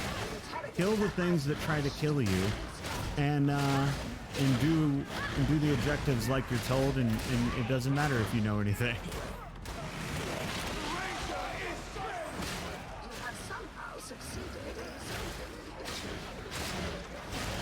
When I first started playing 40k games, I didn't know anything at all about the universe.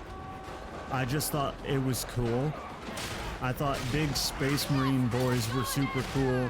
Their big devastating weapons were super cool.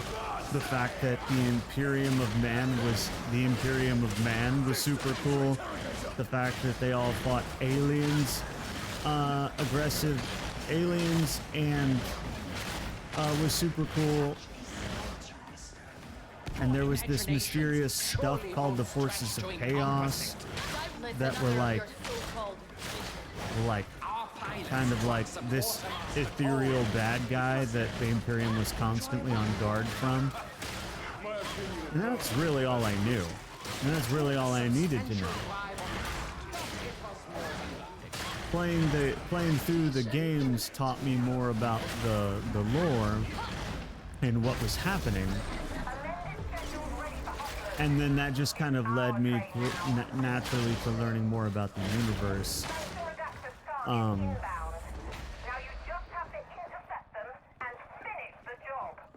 And periodically when new games come out, I dive back into it and I learn more. That's pretty much what's always happened, is like some game will come out and then I'll get back into it and go on like lore deep dives and stuff and go learn more about it.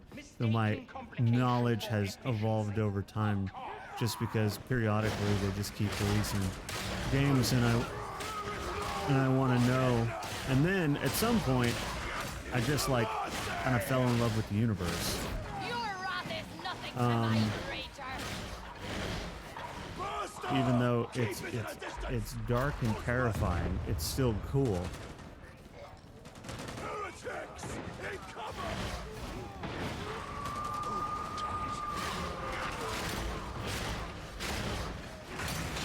Yeah, see what I mean? Stuff like that, like just being able to carve through that big berserker boy is really useful. I haven't had a good chance to use my flamethrower yet. I really need like a big group to justify pulling out the flamethrower. Because otherwise, it just feels like a waste, right? Because I can carve through these things, these regular bowies, in like no time with the heavy eviscerator. This is primarily exactly why I wanted to play this class, though. I played this class. I created this character for the sole purpose of getting this weapon. Because it's a two-handed chainsword. And how is that not awesome?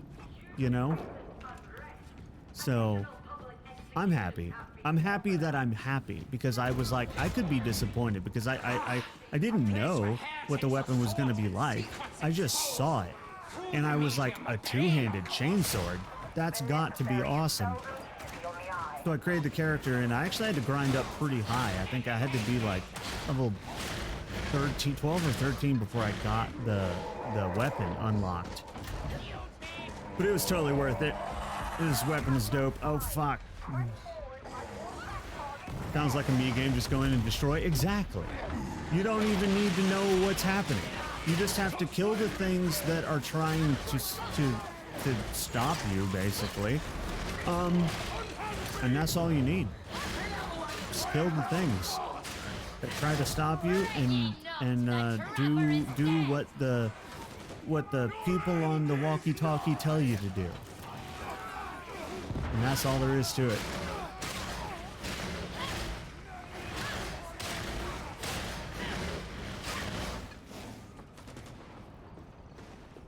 Give thanks to the beneficent Emperor! There is a prologue that kind of tells you generally what's happening, but basically the general gist of that prologue is you were a prisoner that committed a crime against the Imperium, and you get to pick what that crime is when you create your character, and your ship that you're a prisoner on comes under attack. I think it was a ship. Either that or the prison you're in comes under attack.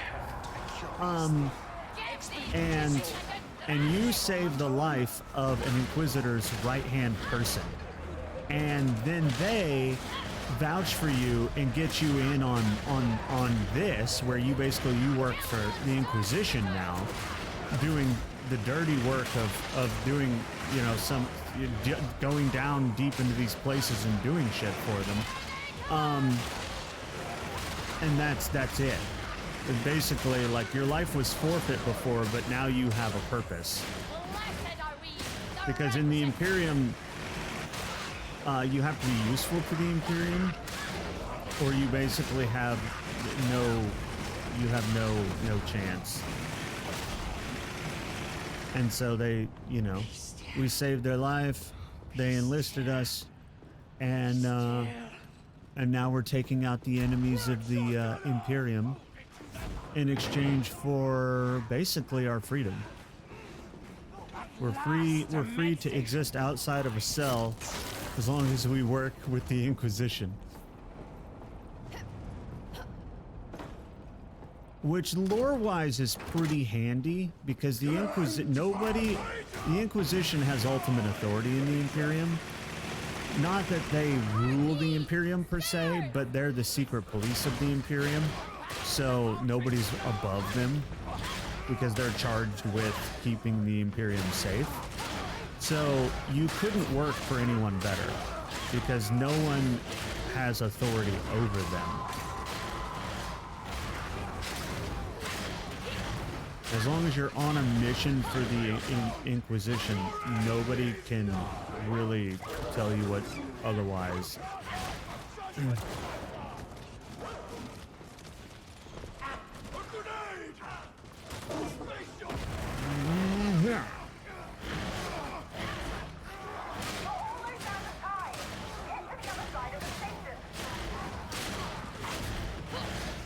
I imagine most people wouldn't force you to fight hordes of zombie things. Yeah. Well, see, we're basically expendable talent because we're rejects and prisoners. So the Imperium needs basically the Imperium needs cannon fodder to go down into the dangerous places and do this shit. But they don't want to spend good talent on that, because that good talent can, you know, can serve the Imperium for many more years to come if you don't send them on suicide missions. So you take the rejects and the prisoners and send them on to suicide missions so that you don't waste your good talent. And we jump at the chance because our other option is either execution or life in prison, and who won either one of those?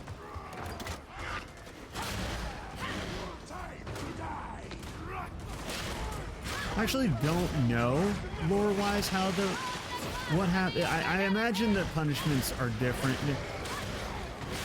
40K is nothing if not a very well fleshed out universe, so I'm positive there's documented punishments depending on your crime. I don't know what those are. My lore knowledge does not go that deep. But I imagine this is, you know, fairly preferable to the alternative. For some people, this is what they want. Like if you're a zealot, like I'm playing right now, this is perfect for you.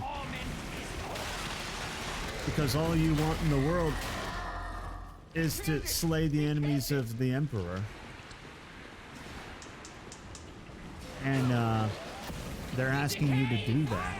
So, I mean, since you were going to do that anyway, it works out. My prayers are answered. Holy ammunition.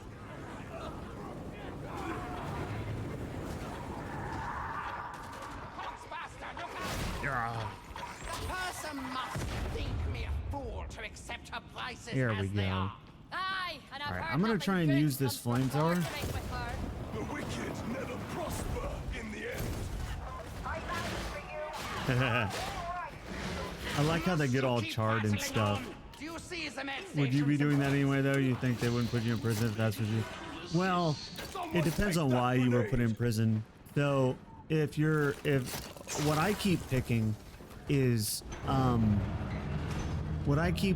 sedition, which is like, you could be doing any number of things from, you know, trying to get better, protesting against, you know, injustice or whatever, you know. Protesting is heavily frowned upon in the Imperium. And if you're thrown in prison for protesting, then, you know. And then you could also be thrown in prison because you questioned a superior. Especially if that superior was a member of the church. You could just be imprisoned for misplaced faith. In which case, your values, in both of those situations, your values didn't really change. All that changed was you drew the ire of somebody who could get you arrested.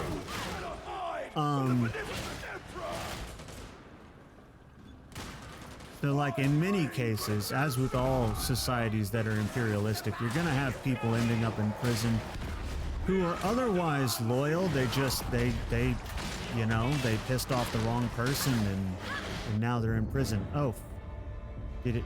Okay, there we go. It worked. And in the prologue, when you save Inquisitor Zora's life, you tell them that you're a loyal servant of the throne, and that your arrest was a mistake, and that's why Zola's like vouches for you and gives you a chance, having you work with the Inquisition to prove that you're a loyal servant of the throne.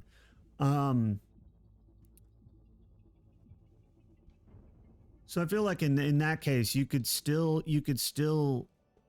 be loyal to the Imperium and want to do good for the Imperium, but also still get yourself arrested in various ways.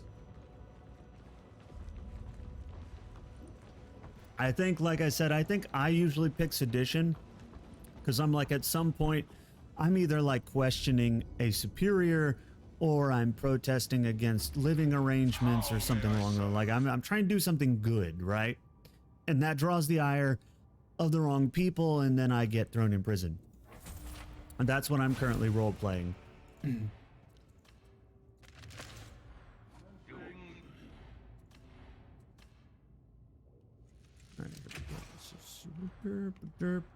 There we go. Got a new chain axe, which is another one of my favorite things. I didn't end up using the I didn't end up using the flamethrower really much at all.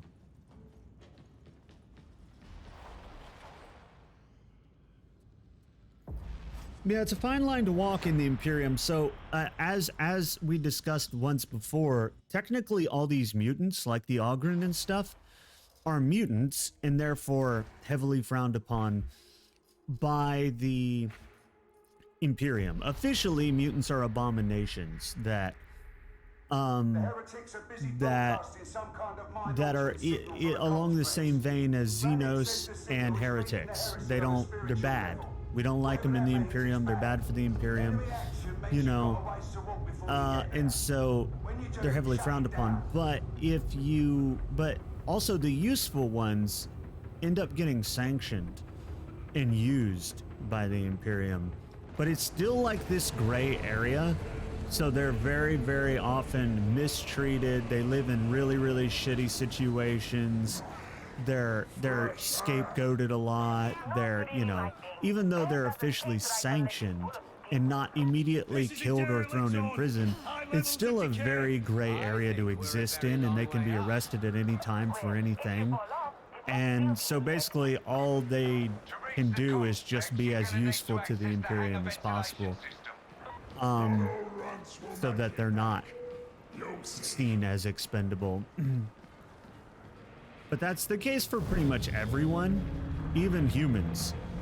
The goal in the Imperium of Man in the 40K universe is to be as useful to the Imperium as possible, because otherwise you are expendable and they have no problem with expending you. Because the population is so big, it's in like the quintillions, and so you as one person are nothing unless you prove otherwise.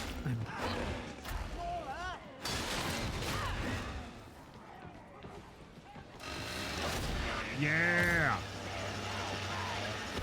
Oh, I was gonna get the big boy with that. Oh well, they killed the big boy for me. Why does a tree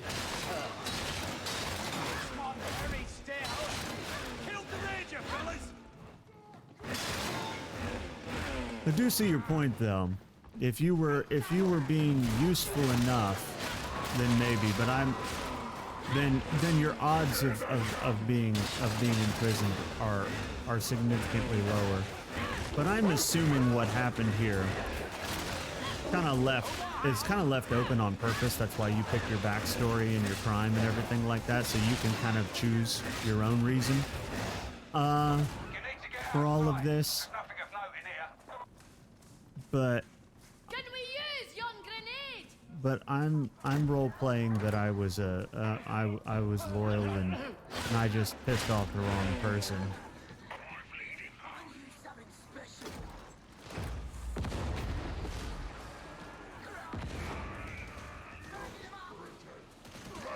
Who?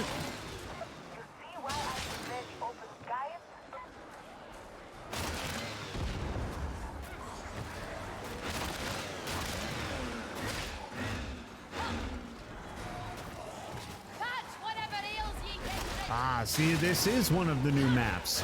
So I actually got lucky and ran on one of the new maps. I recognize this area.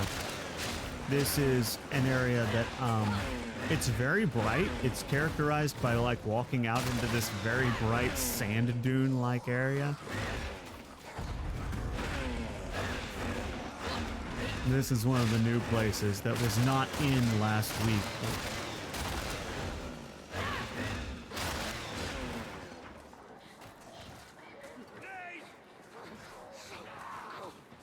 forget what all the crimes were. I'm sure you could choose one where you were in direct opposition. I think there was one for being a heretic. Unless that was also misplaced faith. I don't remember. They give you like 5 options. 4 or 5 options, and I don't remember what they are because I only pick the same one every time. I just remember those 2. I just remember sedition and misplaced faith, and I know there was 2 more for sure. And I don't remember what they were. So I always get lost here because it's big and open, and I've not played it more than like, I think I've been here twice. And both of those times were yesterday, so I've not committed this place to memory yet. Yes. Hell yeah.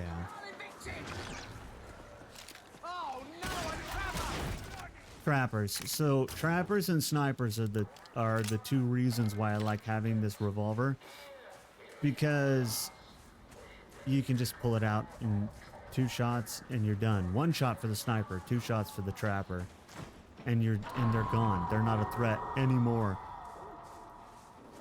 Why are we not are we not all here? Where's Bob? Bob! Bob! Bob, no! Bob, what are you doing? Bob! Okay. Bob's fine.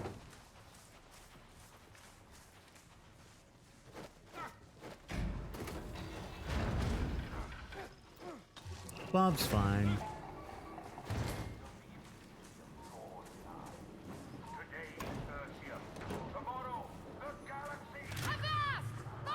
This will be a one-way trip.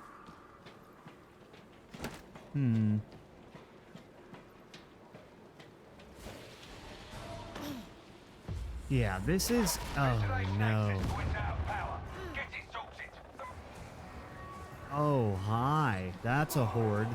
It's a lot of them.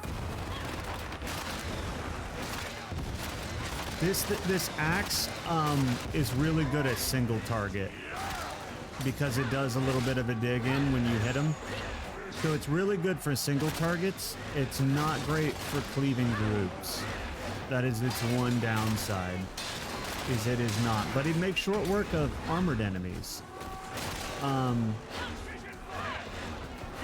So that's the trade-off. It's great at single target kills,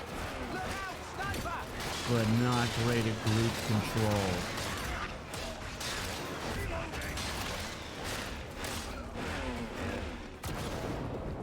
Why do I hear? What did I hear? Sniper? Sniper. Got him. Ooh.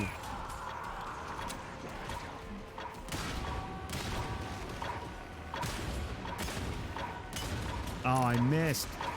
Mostly because I keep getting shot. Stop shooting me. No. No.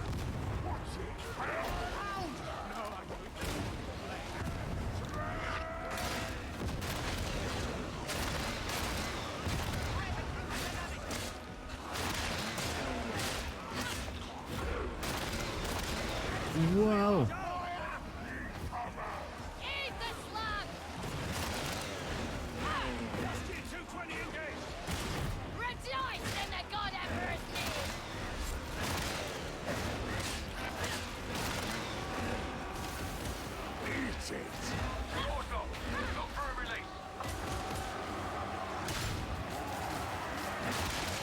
Eat it! Yeah. I do love its ability to just go through a single target, regardless of how armored they are.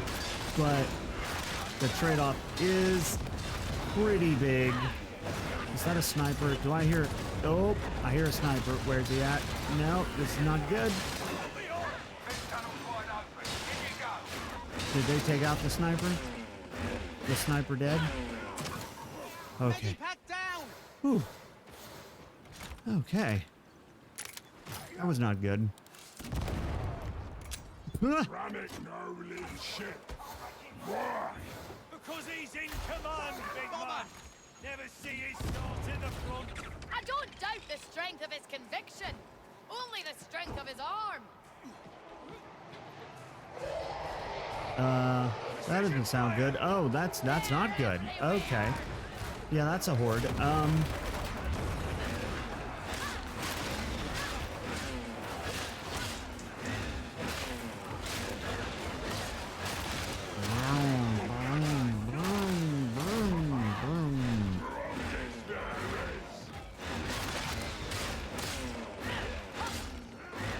Okay. Grenade out. It's also extremely Wouldn't last a day in the garden. it's also extremely easy to play 4 hours of this game versus another game Should be able to see the transmitter, sir. because it's already been 2 hours and it doesn't feel like it's been 2 hours. It's incredibly easy to spend a long time playing this game. Because I've realistically only played one match so far. This is the second match, I think. Wait a minute, it might be the third. Now, I don't remember. It's either the second or the third. Pretty sure. Maybe the third. Who knows? Holy word!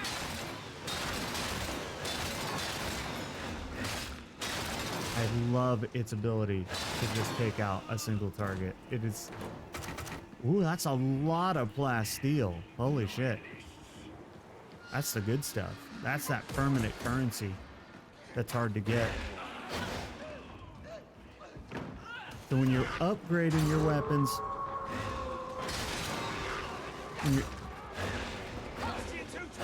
when you're upgrading your weapons, you need certain kinds of materials that are only found on maps, and you got to pick them up. And there's the boxes and the tubes, and it takes quite a bit to consecrate even one item. So, gotta pick up all of it you can find, because you'll never have enough. That's on purpose. Oh, I'm in here now, boys. You can't even with this. I just took out that whole group. That's exactly what this is good at. A bunch of low reacting, moderate health enemies. There we go.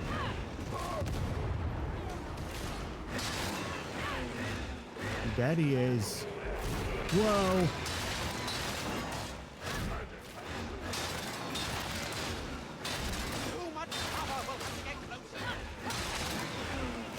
Oh no. Ow. That's why I said oh no.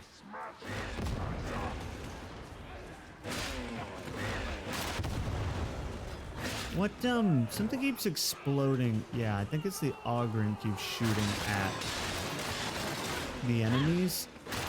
And, go for them.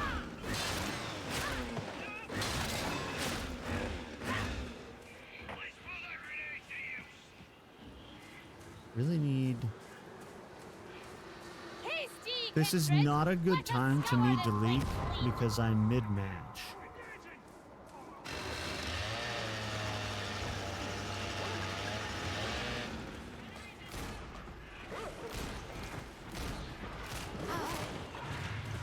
Where'd that dog be at, though?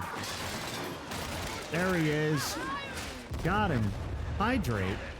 Luna, you did that only because I said I had to go. You would. Oh, no. How very Luna of you. Oh.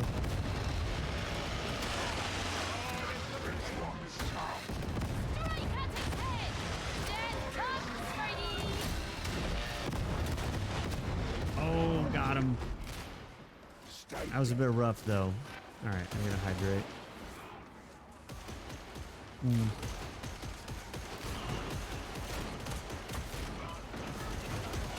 And there you go. There's a little bit of hydration for you. I didn't mean to set that off. We are kind of, I don't want to say anything before it's all over, but we were cutting through them pretty good. Oh, were you hiding? Oh my God, you thought, and that was your mistake. Could never have thought. This might work. Definitely gonna want to use this elevator, and we're gonna want to use it now.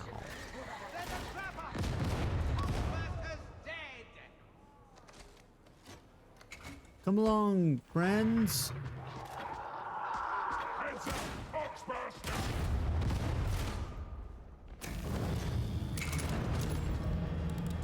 And is all of Sector Also, Peripherus can we sold the appreciate this weapon has a reload animation for every single bubbles? A shot? blasphemy, birthed into creation by Can we appreciate faithless that? minds. That's a lot of work for the animation team to have to do. If you fire one bullet, you only reload one bullet. If you fire two bullets, you only reload two bullets.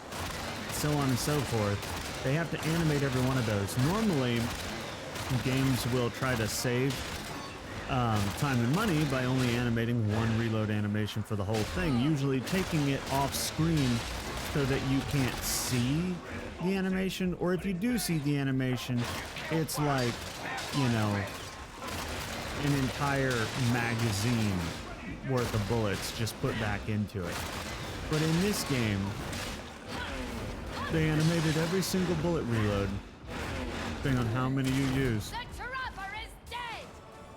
which is really cool. In fact, I'm gonna use 3 of them, and I'm gonna reload. You only toss 3, and you put 3 more back in. And that's so cool.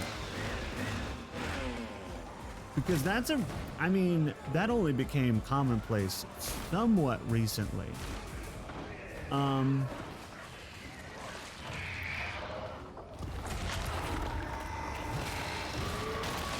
It's really, really cool. I like that a lot.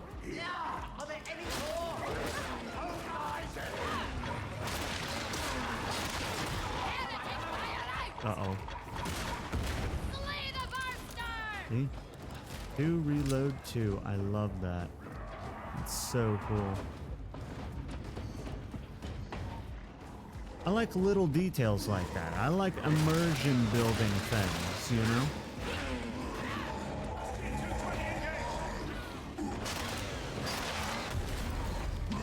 Anybody want to stab him?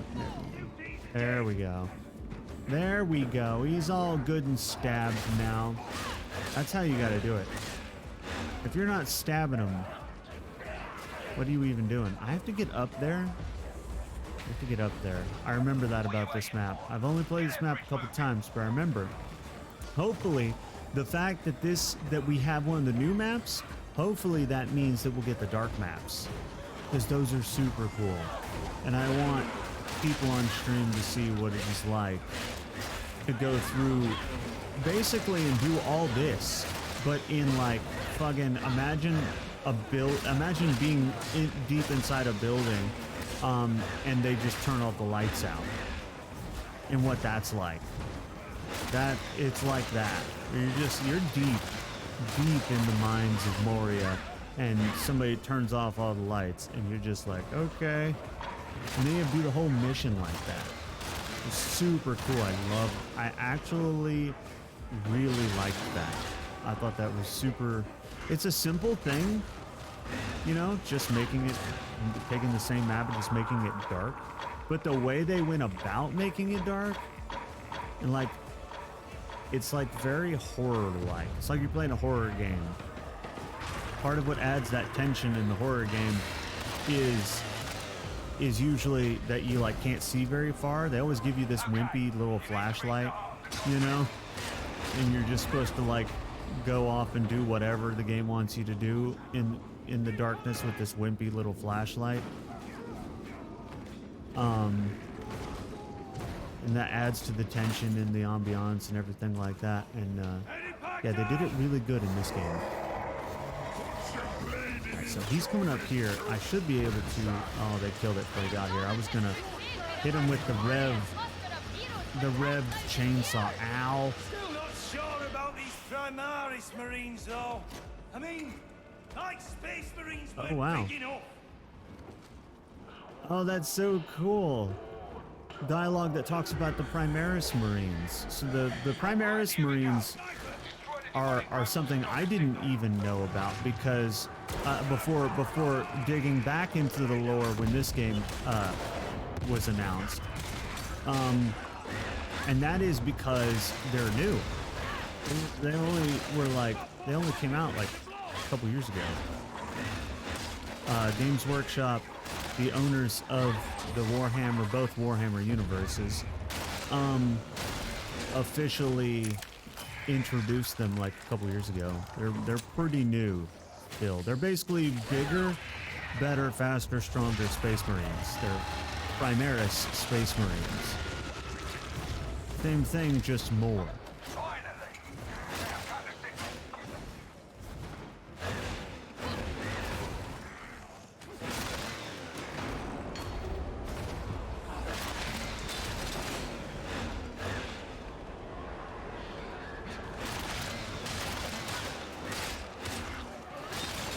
I'm getting some artifacting, which I don't really like. But, you know, I'm not dropping any frames, so I'm happy with that. I am getting artifacting. And if you're wondering what that is, that's when sometimes that's when stuff gets square and blocky. Well, there's a lot of things under that umbrella, but that specifically in this situation, I'm talking about when they get all square and blocky and pixelated looking. Like what just happened, like what just happens there. All of that just happened right there, all the squares and things that appeared on the shadows that's artifacting. And that usually happens when the GPU is struggling. But the GPU looks... Is it frozen? If nothing else, death and destruction make for an entertaining dream.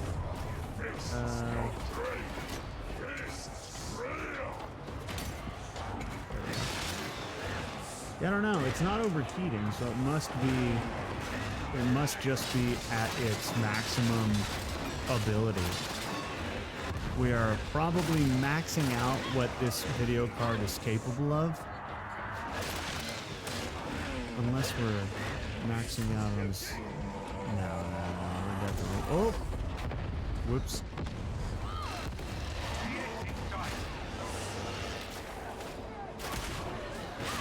To be fair, there's a lot going on the screen. So I don't really fault anything.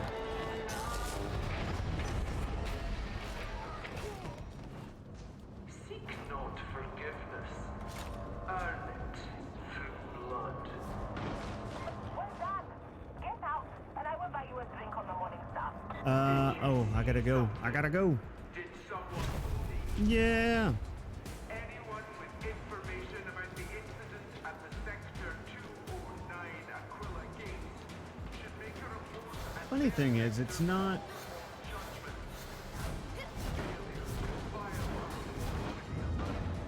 Yeah, I don't know. I don't know why it's doing that. It is still beta, so sometimes it's hard to know what's my problem and what's their problem.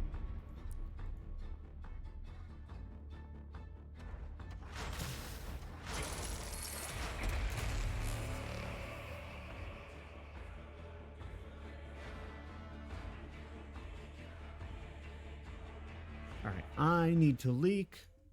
I had to go for half of that. I'll be right back.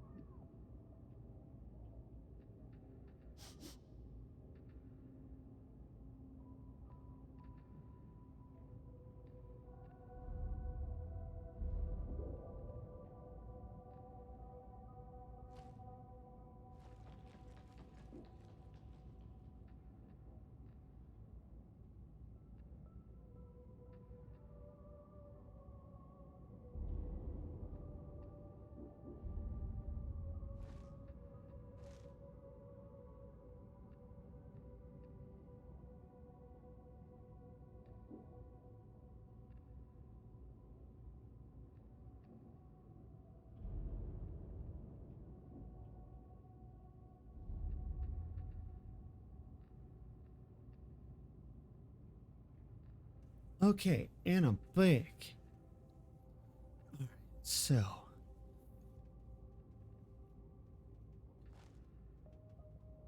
Now I don't know why. I don't know why it was doing the artifacting.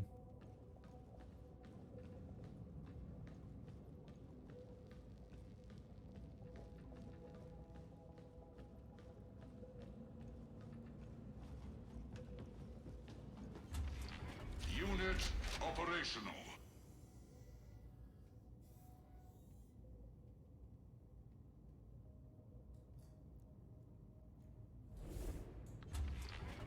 What is your instruction? But I also don't know that it matters. I do want that. Purchase complete. Which one of these? Oh, I must have got that as a reward for that level. The Blessed Bullet. More toughness, more experience, more damage resistance from gunners, and more combat ability regeneration. That's just great. No wonder it's a legendary one. That's awesome. Max health, toughness, max health. Well, we definitely need more max health and more experience. Between those two things, I have both of these are 6% experience, so I have 12% increased experience with both of those. And then 2% more with this one, giving me close to 15% increased. Oh, that's dope. Yeah, we're doing that. With all those, I get 15% more XP. I don't think it matters because I think the max level is 25. I think that's what I saw somewhere. You know what, though? We could totally just find out. Like, there's no... It would just take one mission to level up. I was going to switch characters, but...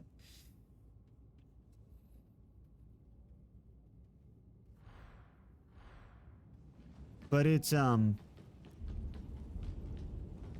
going to take one mission to level up, so let's do that. Shouldn't be too hard. These missions only take like 20 minutes. I'm going to do the Thunder Hammer, though. That way I could showcase all the weapons. Plus, I want to remind myself what it feels like. I think the Thunder Hammer is great for single target big enemies, like the Armored Boys, or the Chaos Spawns, or, you know, anything big with a lot of health. But it sucks versus groups.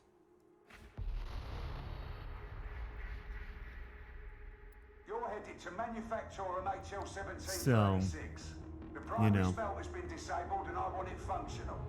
I want that smelter operating, and I don't care what you have Why to does do that to make number that never happen. changed? There we go. Now it's We changing. need Why not? HL-1736's Lehman Russ battle tanks on the front lines, so take no So I chances. don't know why it's artifact 50%. Shady Cake, what's happening, Shani? What's going on? Welcome in. How are you doing? I hope you're doing good. I have a hammer. Pure furnace blast. I'm gonna smap him with the hammer. Always complain. Air quality will improve beyond the vent outflow. Look around ye. Oh, kid. it doesn't Does stay this very place not long, but fill your man, is heart it with cool. holy servers? Heretics really want their claws on this place, Oh, don't they? yeah. Your first That's stop's what the I'm supply talking elevator. about. That'll get you deeper into the manufactorum. Check your corners. Oh, no. Keep your weapons up. You got that?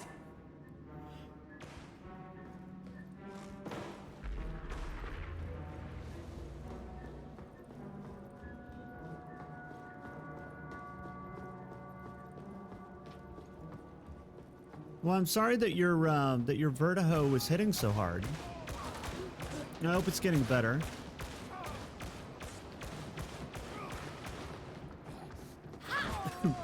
Oh, here we go.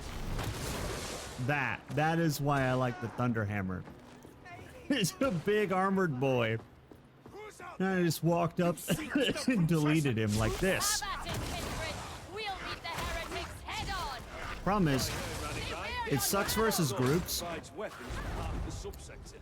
but what it hits, it hits. It smacks them real good, you know? Oh, fuck. It's a gunner. Anybody left alive? You won't be if I hit you with this. Zappy smashy. Exactly. That is exactly what it is. It's a zappy smashy hammer.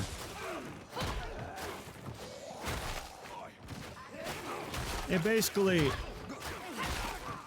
if you use the zappy function on it, it one hits like virtually everything, but it's not good versus groups. So what you gotta do is you gotta run in and you gotta scream, Battle is going to blow. "For the Emperor!" and then just This might work. Heretic Rangers dead and gone. there we go. He doesn't need an arm, right? For sure, yeah. One shot, one kill.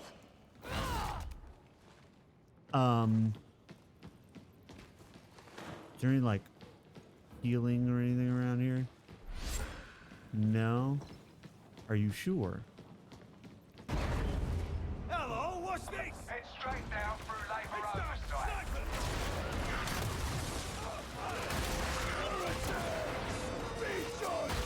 Feel bump away. Oh yeah, you know how it is. Why is nobody shooting her? There we go. Oh, the snipers are like all women, by the way. Oh, so are the trappers too, come to think of it.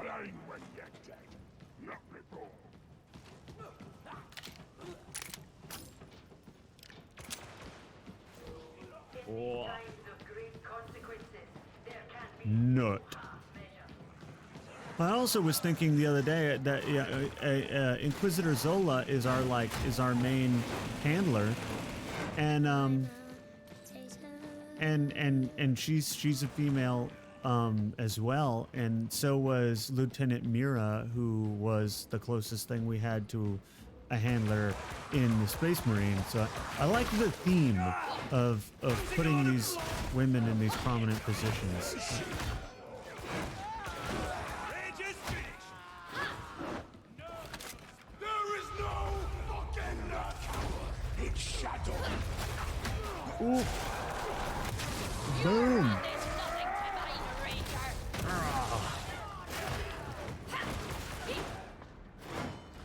Space dummy monk. An Inquisitor? Oh yes. You can't be an Inquisitor if you're a bottom. I don't think that's. They don't. It's not the. You can't be a successful Inquisitor. I don't think you can be an Inquisitor with that. I never even thought about that. I'm losing it. Oh no. You guys out here? Because I'm just gonna. Yeah, they're out here. I'm gonna go out here where there's significantly less things happening. Oh fuck.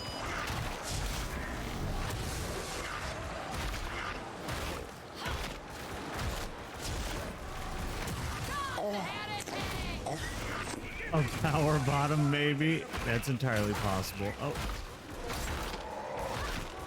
You have to be, though, it has to be a leading personality.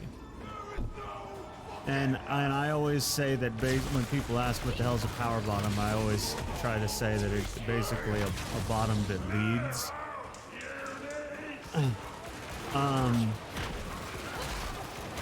So I think you have to have a leading personality to be an Inquisitor. I don't think so. So I don't think our bottom is off the table. Oh. Oh no. This is the reason I don't take the hammer more often. The hammer is fantastic against single targets and nothing else. Oh, I take it back. The big, I forgot about the power swing. If you power swing, that's for groups. I forgot about that. you have to power swing for the groups. What's going on, Shaney? Other than that, I hope you're doing good. She is loyal to the God Emperor, although she misnames him. Not someone I want to wind up, if you follow me. Tell me, Tech Priest, how came you to be here? Very well. I am fluent in all 101 core Binharic cants of the 89th discipline. See? I've already got that nice warm glow of comradeship. Oh, I have no idea what she just said.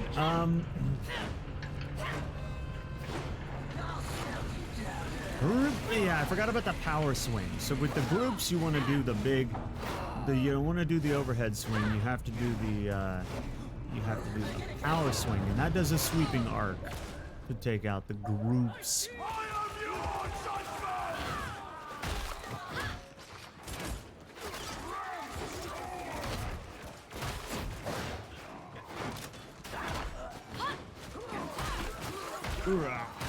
Face your judgment, trapper!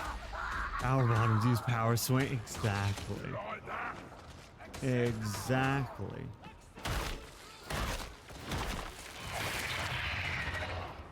And I exploded it. Look at all that stuff coming out.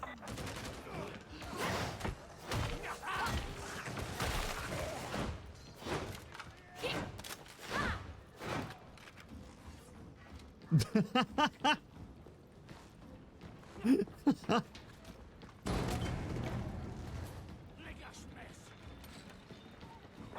want to make your way down through the superstructure. Carnage. Exactly. It's a whole lot of carnage. I have a giant two-handed hammer. Oh, you guys shot them all. I wanna hit them with my hammer. Well, that works, I guess. Blood for the lion, for the blood god. Exactly. That totally makes sense because there is the god in this universe. There is the god of blood and skulls named Khorne. And Khorne does not care from where the blood flows. There be no fear if Is I think that I think that's an exact quote. Yeah, I think that's an exact quote from him. He doesn't care just that it flows. He does not care from where it flows, just that it flows. That is how you could be a Khorne berserker, which is you know, where literally that's all you do is you run around spilling blood in his name.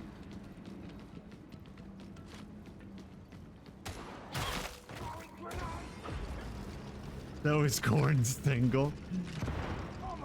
It's like I think it's basically spelled that way, but I think it's KHRORN and then an E at the end. But as far as I know, I'm pretty sure he's single. you need this ammo, Guardian. Blessed throne, we've slain the bomber. I just took his ass out. How is this not done burning? Why are they still over here? What is happening?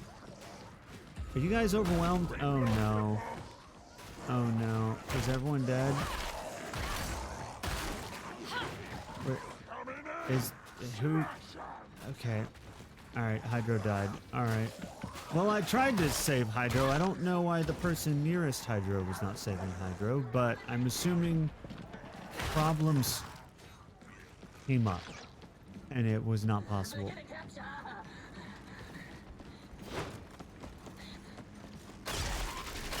No! Fuck. Curse this beastie! Set me free! But yeah, those trappers, those are all women as well. Do you see the heretics skulking about?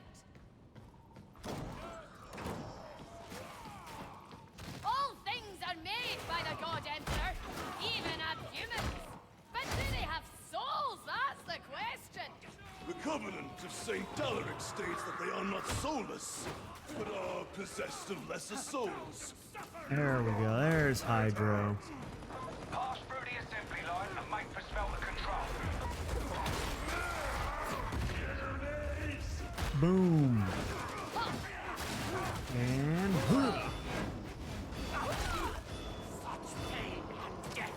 I have to say the hammer is fun to use on single targets, but once you have to take on hordes, there's a reason I don't take it very often, despite it being pretty cool, and that is especially because that big power hit doesn't have any AoE on it. That guy right next to him was perfectly fine. Whereas in any other Warhammer game, if you have the power hammer or the thunder hammer, depending on what they call it, it always has AoE. But this is the only game where it doesn't. And I hope they fix that later, because this is the only time I've seen it not have AoE. And it would be really useful in this game. It would make the hammer a lot more well-rounded. Because currently it kind of sucks for anything other than running through sparsely populated areas.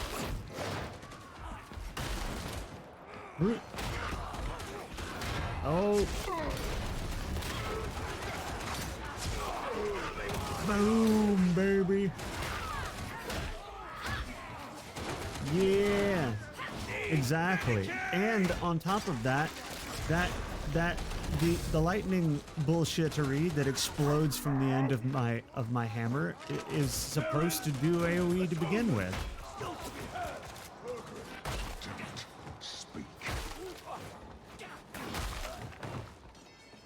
I do like its ability to just absolutely just demolish a head, though. What I'd not give to see those rolling hills again. You're just like, boom, and then just like that last guy, head just explodes, falls over.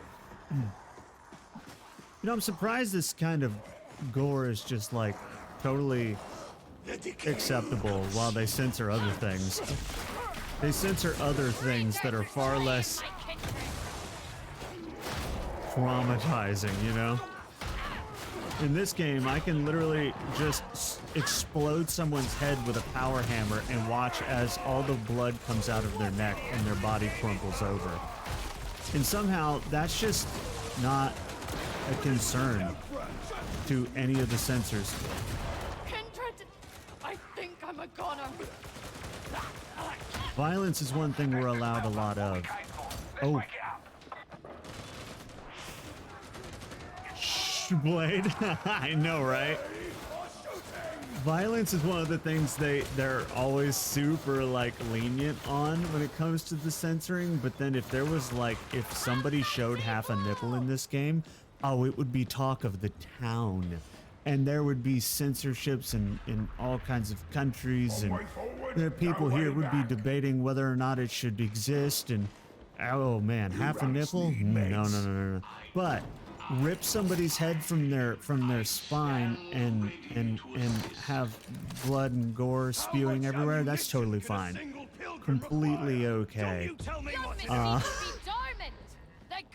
We're cool with that. Oh, fuck. Ow. Sniper! What about bloody nips? Well, maybe if they were covered in blood, it would be okay at that point. It's the nude nips that they don't like. Maybe if it's just completely covered in blood, then it'd be fine. I don't know, because I don't know where they draw these imaginary lines. Because to me, they're all bullshit, but you know. They draw them.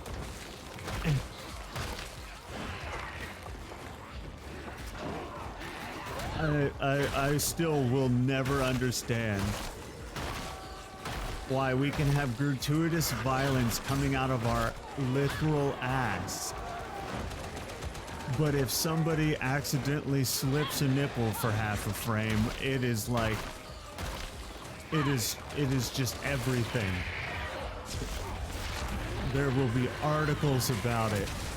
The news will cover it.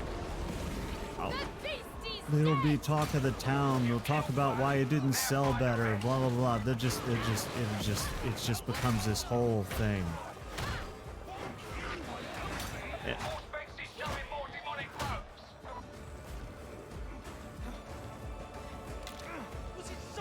I know, right? Yeah, exactly. Exactly. In my good Christian game where I'm slaughtering things by the thousands.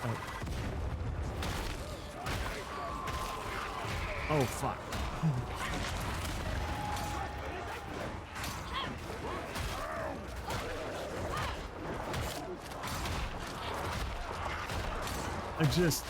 It's amazing to me how we don't see gore in the same way. And that's strictly an American thing as well. Other cultures are way different about that. That is very specifically an American thing. Why even partial nudity is like this big deal and talk of the town and blah blah blah. But gratuitous violence isn't. In other places it's the reverse, where nudity is like far more accepted culturally as something that just exists in things, especially works of art. But violence is heavily censored. I think Germany is one of those places. But I can't remember their rules on nudity. I know culturally they're more accepting of it, but I don't know about the censors, because they have very strict censors over there. And I was trying to think of a country that had strict censorship of violence, but not of nudity. But my knowledge on other countries is limited to what I've learned over the years.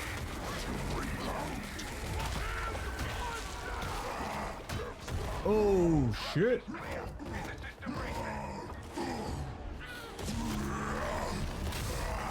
Come here, big man. No, come over here. Okay, well you just ruined my entire plan, which was to take you out and be the hero.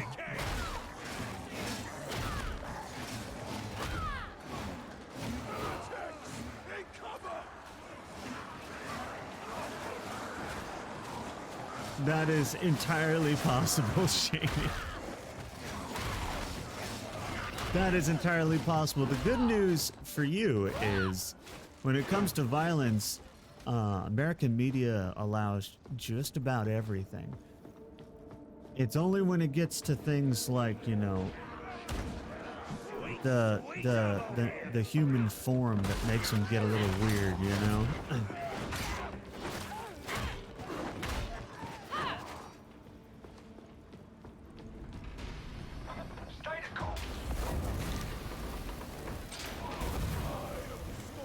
Oh, that and sexuality.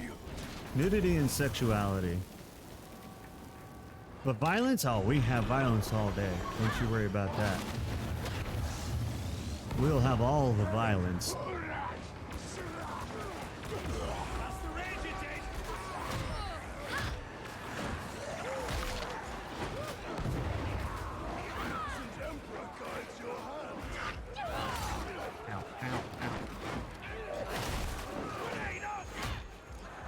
Human form is weird general, also confusing? Yes. Well, don't worry, because all the censorship is confusing and inconsistent anyway. It's perfect.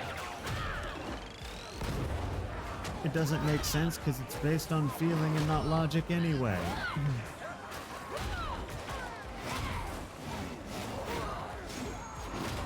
Ooh. Ow. Smack him. Slap him around a little bit. Oh, fuck. We need, ooh. Aha! That's one thing that Thunderhammer is good for, taking out big enemies. That's the one thing I can do really well with this. Levels out, exactly.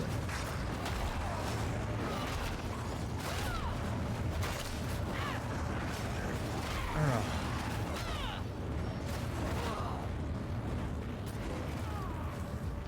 No, I'm like actually surprised the things that we're allowed.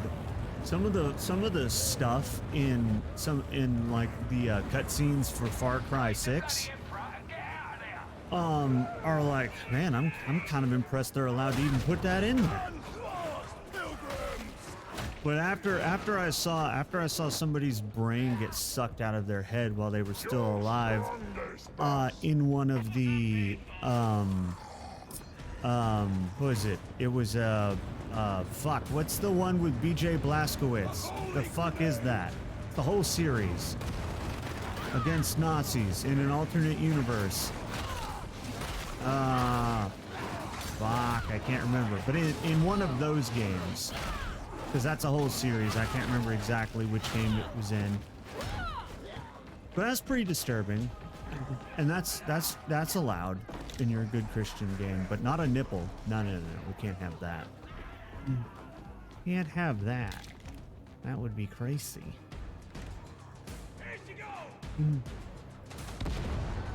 I cannot remember what that game is called. I might have to Google it now.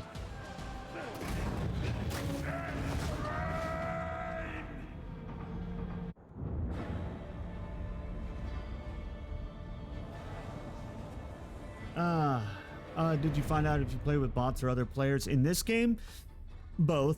If there's no players, it says bot in parentheses next to their name. But if there's players, then it just has the name. So both. But now I know how to tell. If they have bot in parentheses after their name, they're a bot. What game was that? It's gonna bother me now. I have to search it. Wolfenstein. Thank you. So Wolfenstein, it might have been New Order, has a couple of really like fucked up cutscenes when it comes to gore and stuff. One of which is where he has to sit there and watch as someone else gets their brain sucked out of their head while they're still alive by a machine. And I was like, damn. That's it's pretty fucked up. But that's allowed in there. And that doesn't even have an A rating. That's still just M. Rated M for mature. But if there's half a nipple in the game, then we have to sit here and debate whether or not it deserves an A rating and should be sold. Which I just find incredibly hilarious and inconsistent. So we haven't maxed out our level. Our max level is 30. Oh, okay. I understand. I got you.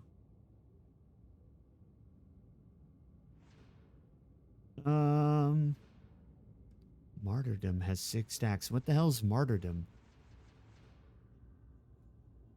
Plus 5 damage for each, max stacks 3, so it just doubles the stacks. I mean, that's pretty good though. It makes you do more damage the less health you have. So that could be pretty good. But also 4% damage on hit max 5 times is also really good. So we're gonna go with that one. But I was wrong, this is not max level. What is...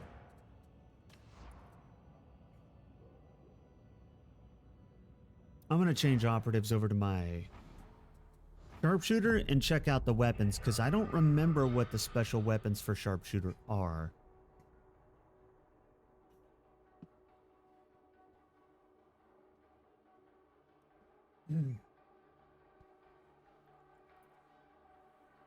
A Mauritius brain cheese?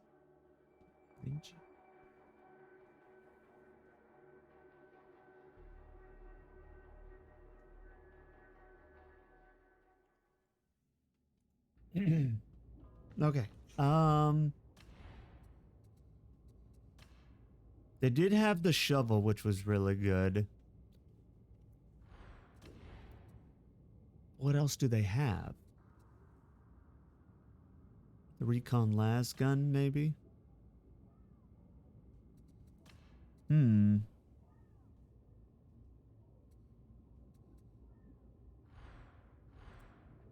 Yeah, I just don't really find that they're better than playing the Zealot, because the Zealot has a lot of the same weapons, but some better ones. So it's like the best of both worlds. You get many of the same weapons, but you get some other more unique, better ones, versus this character that just gets much of the same stuff, but you get like a shovel in, like, I think the recon las gun. And I don't think those are unique enough. Those aren't fun enough uniques to use this class when I could just use the Zealot.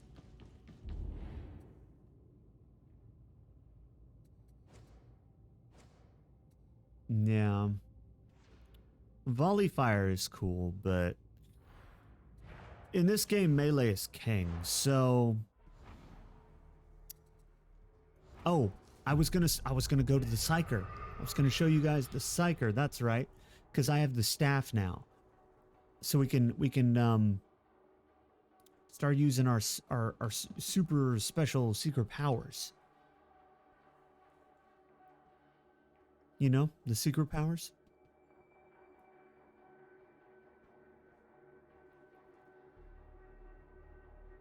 Blade tap.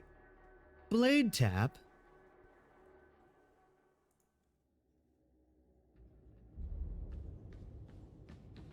Here we go. So the Force Staff. I have the Force Staff. I'm gonna go look.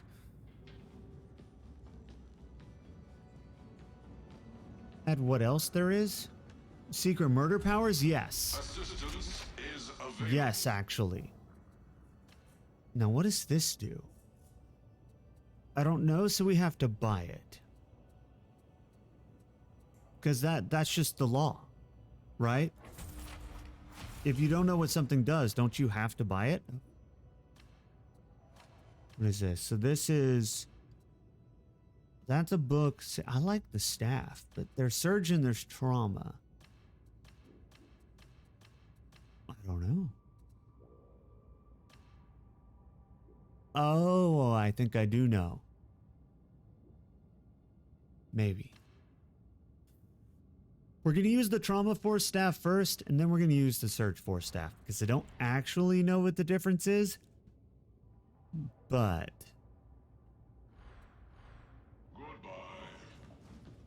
we're going to find out. Secret murder, secret... Is that your secret murder song?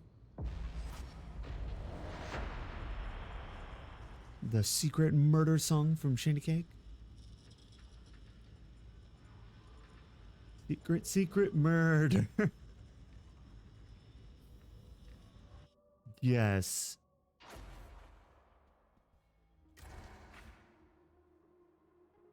Don't worry, that's one thing this game has a lot of, is murder. It has a ton of murder. Gratuitous amounts The heretics are busy of broadcasting some violence. kind of mind-altering signal from a complex.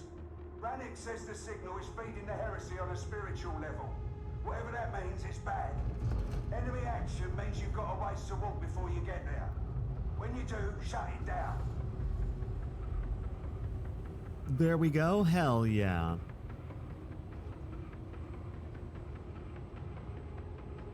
I know a secret tunnel song. It's pretty similar. Yes. Yes. Secret tunnel. Talking about the one from Avatar, right?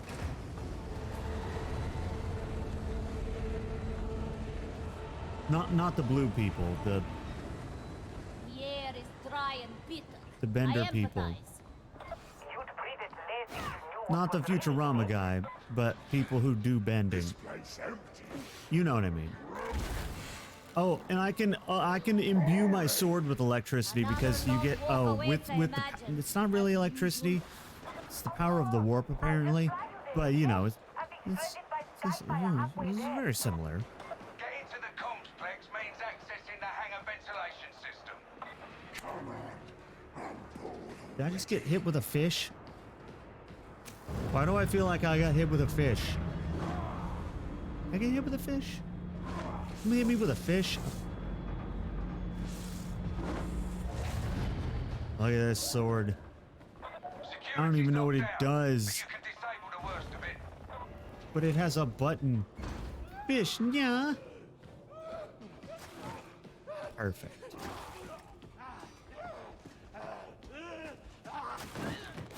Engage! Fire at will! Exactly. Oh. Oh shit. It's going to explode! Oh, I'm supposed to be using my staff. Hold on.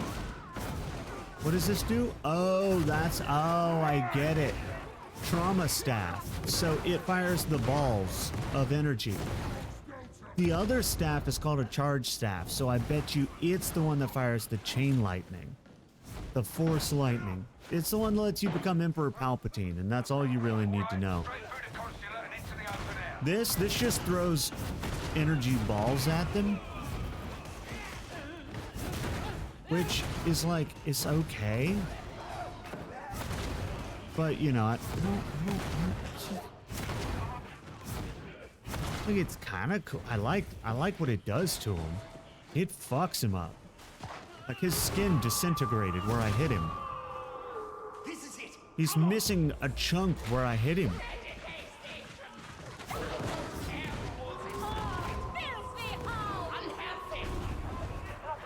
What the hell? Oh, I have a... Oh. I have an ability to just, like... do ground explosions. Like, I'm fucking Karthus from League of Legends. I just... It's literally, like, exactly the same. Ow, ow, ow, ow, fuck. Ow.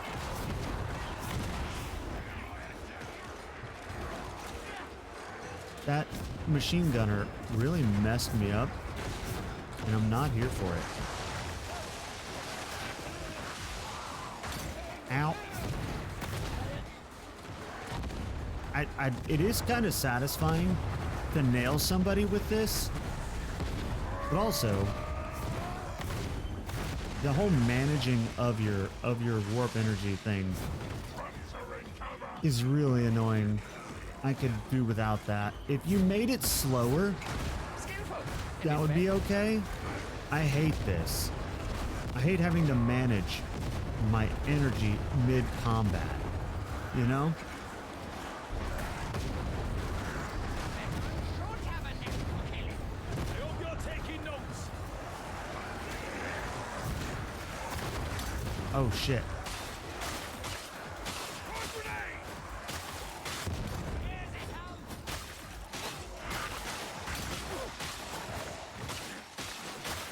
Yeah.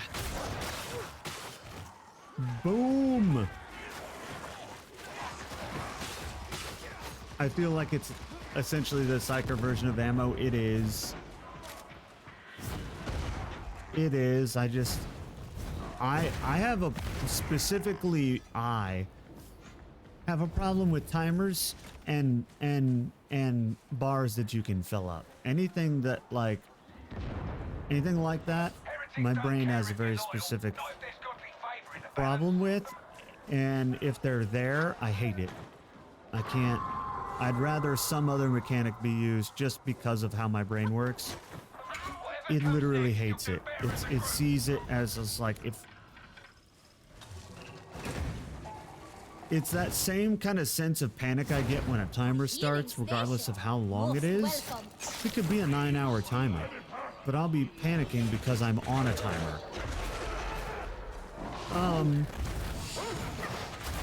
Same with with this percentage here. I'm so paranoid about it that I'm just overcompensating to the point of No way back from here. not being as useful in combat. Sniper, see?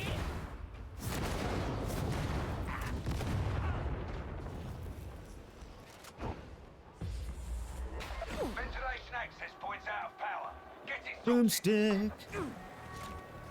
But like I said, that's a me thing specifically. I have that problem in any other game that has something like this. It's that way in survival games. If you know how they have like the hell, you got your food bar and your water bar and all that other kind of thing in those games. I constantly have to make sure those things are full. It's a compulsion. And so I don't often get too far away from the base. So I spend a great deal of time just kind of being in and around the base and not really like going out and exploring a lot. Because I have to make sure that those bars are full. Like in Subnautica, I basically carry stuff around so that I'm sure that I'm always full up on stuff. I don't like percentages. Percent bars or meters that can go against me. I panic the same with those as I do with timers.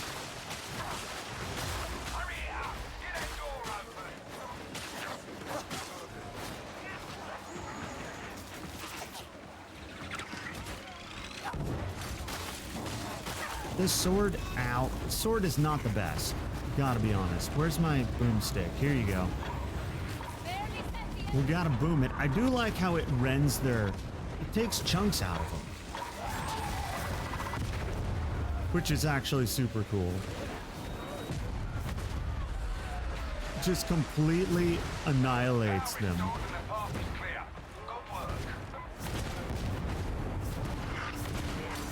Ow, ow, ow. See, I'm already in the red, and I feel like I didn't even shoot that much. Oh, and I also have this, which just kind of force pushes them away.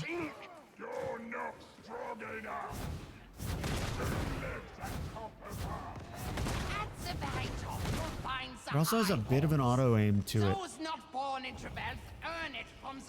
but it can go against me. You'll find the noble houses are often patrons of the ecclesiarchy. Remember, all of us are judged, but some more than others. Should be able to see the transmitter soon.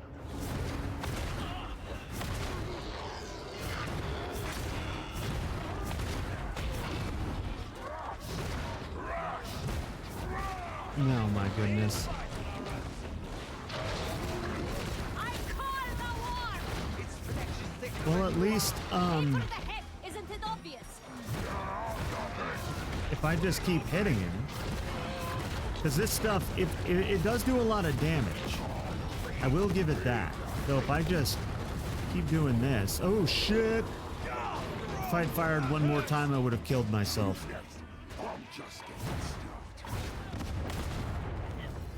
That's why. Oh man, I almost overdid it.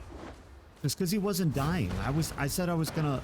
In my mind, I was like, I'm gonna keep shooting till he dies, and then I'll vent the power, right? But he didn't die. And then I got up to 100%, and I'm like, oh no.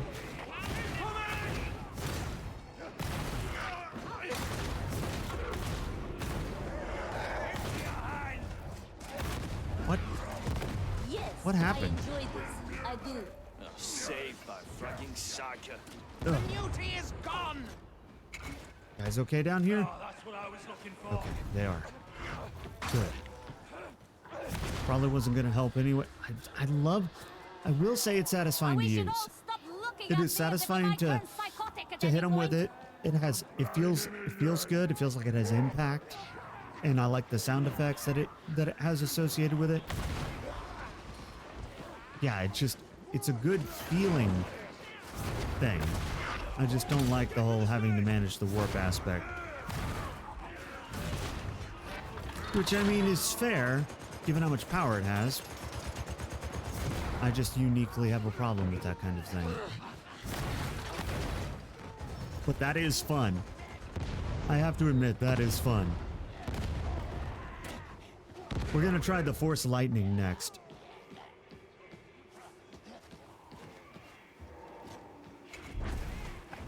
I have mixed feelings about its alternate attack. You can stab him with your staff. You can hit him with your staff. You can whack him. Oh. Was that a healing thing? Oh, it's out. Never mind. It's already out. A whap? A whippy? A whippy and a whip. Whop and you don't stop.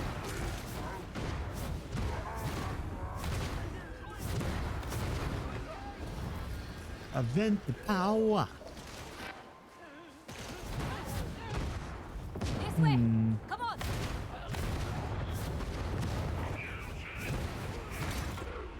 The barrel's exploding. Where? Oh. What are they doing down there? Sometimes you get a team, I mean most of the time you get a team that stays together, but sometimes you get a team like this where we're all split up and I don't know what they're doing. Are you guys coming? Are you coming? I don't even know how to get down to them. Oh, here we go. You guys coming? Like, I'm trying to be helpful, you know? Trying to be helpful. Wow. Can't believe I can whack him with my staff.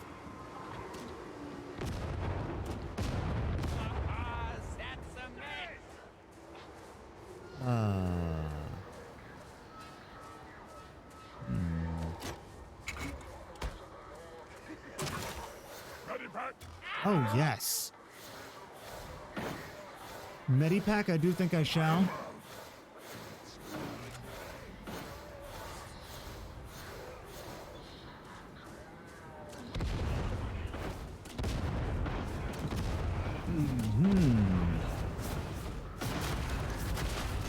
Yes. Oh my god, it's so good to be a magic wheel. Oh my god, his head got removed. This is the complex. Get yourselves inside. It is fun to walk up on them and just like one shot each and every one of them.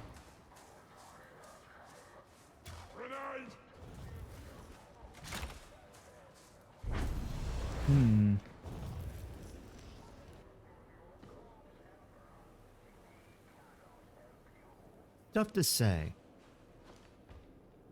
I have mixed feelings about the Psyker class.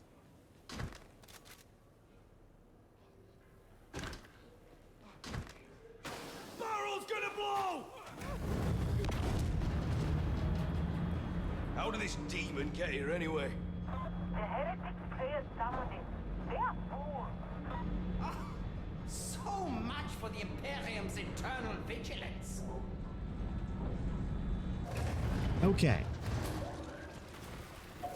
I like how it's a real life elevator ride, like you legit have to sit there and twiddle your thumbs while you sit in an elevator.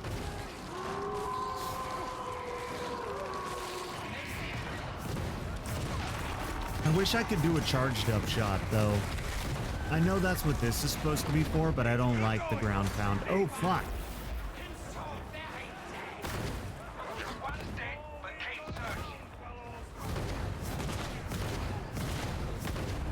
Boom! Kill him dead. Oh, hi. Kill him. I'm just sitting in a corner. Oh no. Oh, he ruined my corner. Where's that dog at? No! What? How? Are you kidding me? What the fuck? What the shit?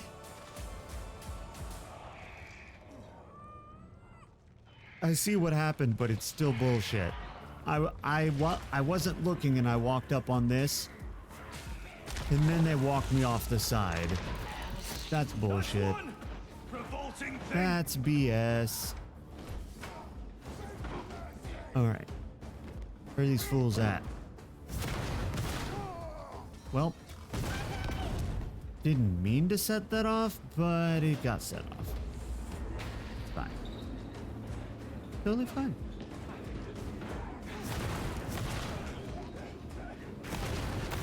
I'm having more fun with the Psyker the more I'm using it, but it's a bit off-putting when you're used to just stabbing things.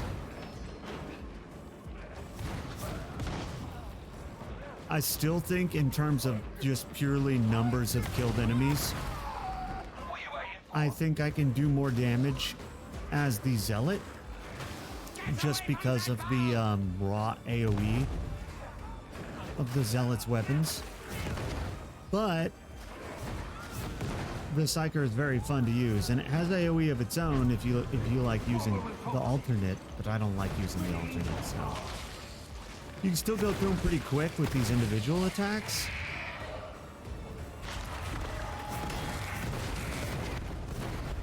But yeah, I think pure destructive ability goes to the Zealot. Specifically the Zealot, not even the Ogryn. The Ogryn's good. The Ogryn... The Zealot has weapons that just make it great for dealing with hordes. Of course, it's a melee geared class. It has perks and things that help you with your melee. Having seen the If you methods want to of be a melee Inquisition main, the firsthand, Zealot is the way to doing go. their bidding makes me The Sharpshooter is the way to go if you want to be a purely ranged class. Then the Ogryn has its own unique... It's a tank, basically, that is built and has perks for team-based play, for helping your team out and being a tank. And then the Psyker, of course, is your standard caster, so... Out of those, I prefer the Zealot. Even though I really like ranged, the Zealot has a lot of the same ranged weapons as the Ranger, but with the added benefit of those awesome melee weapons, so it's like the best of both worlds. So unless you want to be a ranged main, where everything including your perks is geared toward ranged, then the Zealot is just great. Which is funny because I thought I wasn't gonna make one because it seemed like the most redundant class there was. It seemed like just another Ranger, but it yeah, it's getting a little artifact in here.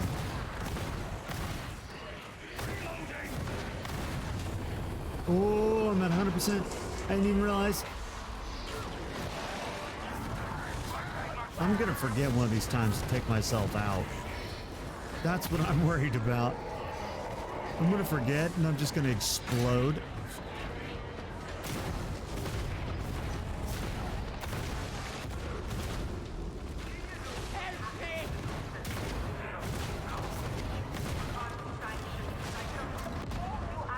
Come on. I'm gonna hit them with my staff. I'll whack them. Smack them around a little bit.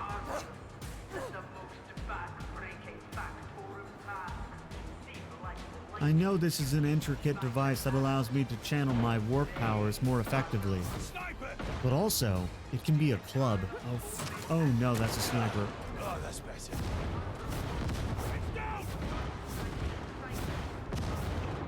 Did we kill it? Because that sniper could kill us all in this ship. Especially if we don't all get in. There we go. Like, why are we all getting in?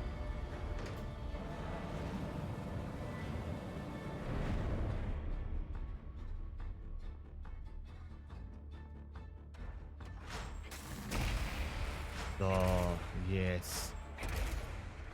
The weapon family unlocked usually means a new type of weapon. These don't look like new types of weapons. They look like the same thing that I had, which is a little weird. Because you can't be, right? Why am I artifacting?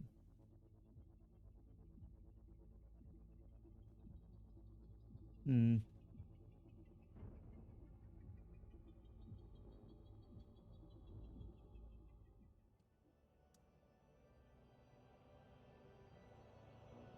don't know. A little weird. I feel like it's only on that map, too. Yeah, maybe not.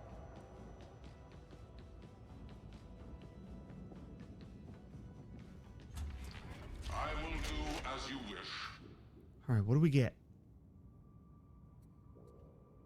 It's all the same shit, but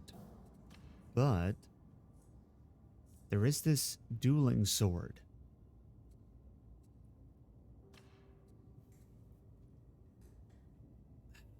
But I don't...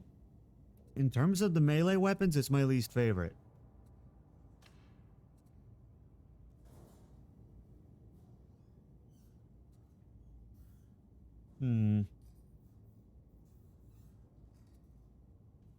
No.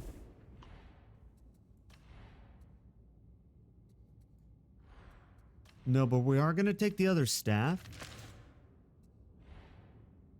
Do I not have a curio? I don't.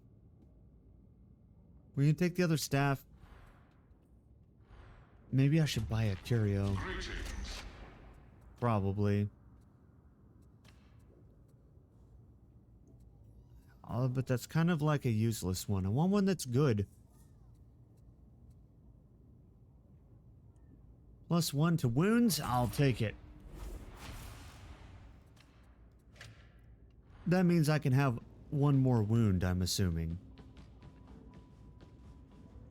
And I'm assuming wounds are what they call the non-recoverable purple health bars that you sometimes get.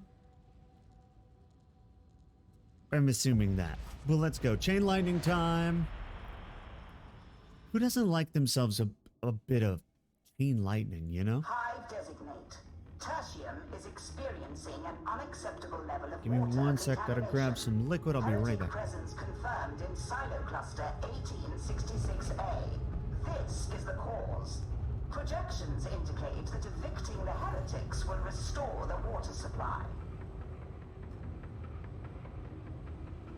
Defense pattern! Go, Lassa, just kill him! Out of their way!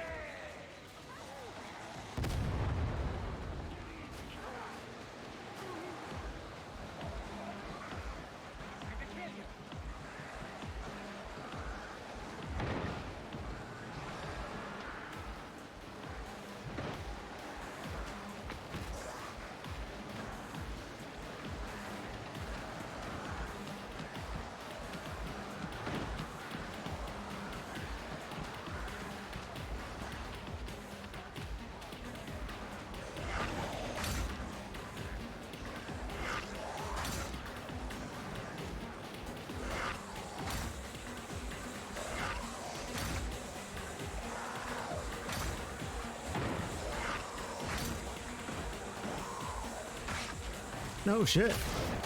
I must have joined a match in progress. I was not expecting that. What is up? What is happening? Let's go. Oh, yes. It is literally chain lightning. Oh, you can overload yourself very quickly with that. What you do? Whoa. What it is amazing, is what it is. I don't even know how it works. I'm just shooting it in front of myself and everything's dying. Which is kind of exactly how you would expect chain lightning to work. Oh, you can charge it up though. Heal your body. please. Interesting, Let the interesting. mind attend to itself. Is it? I don't think we're Is getting it? in that way. Nobody. Oh. Oh, you can. Oh. Oh. Every staff can do. Fuck no. Oh, help! Get up, My bad. I'll stand with you. Yes, yes, yes. Quickly now. Pity the abhuman, persecuted, used and abused by a cruel administratum. Well, I guess they're not taking it. But yeah, so this is the same for every staff. It's the alt attack that's different depending on the staff. On that last staff, the trauma staff, it was the ground explosion, the Karthus looking thing. But on this one, it's chain lightning, which it looks like charges up also.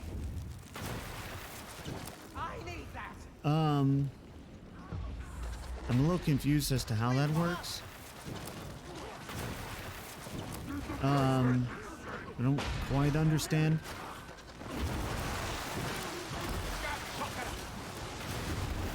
I think basically, I think basically it's extremely powerful.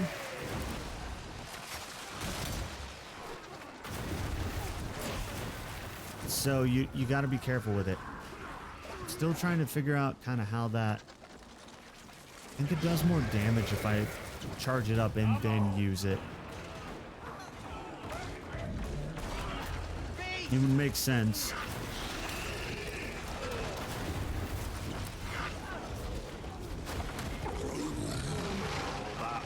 And chain lightning, fish.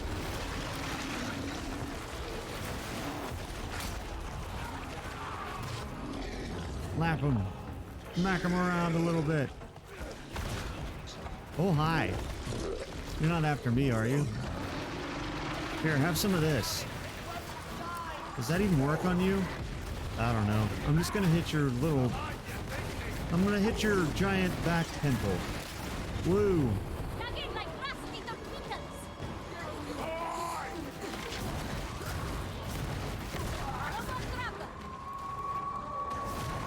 I see you, Tyler. We have a mutiny. No! How did he even? He must have done some homing bullshit. Because he had passed me already, and somehow it counted it. Die.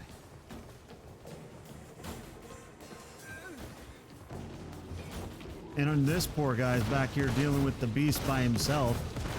Because we all went down due to something stupid. No! Oh, he swallowed me. Oh no. Oh no. Oh no. Oh fuck. From this? No. Still getting used to this whole managing my stuff.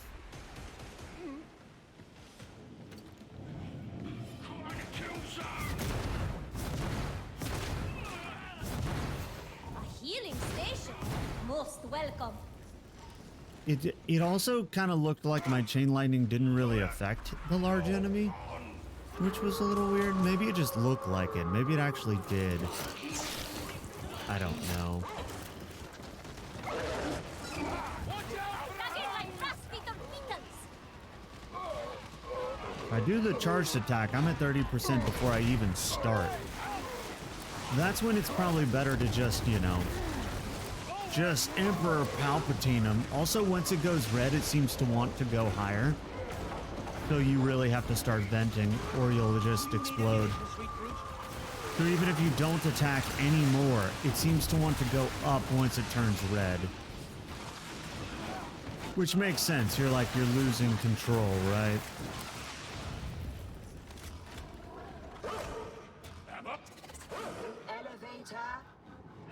Yeah. Don't worry about it. That wasn't me. I didn't do it. No. Sustenance for your weaponry. I could just throw these down there all day and kill the individual enemies that are coming. Ooh. Chain lightning? I feel like chain lightning.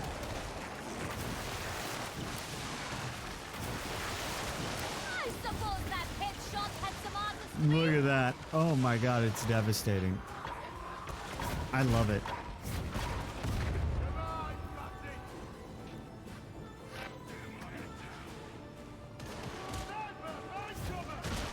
Where's the sniper at?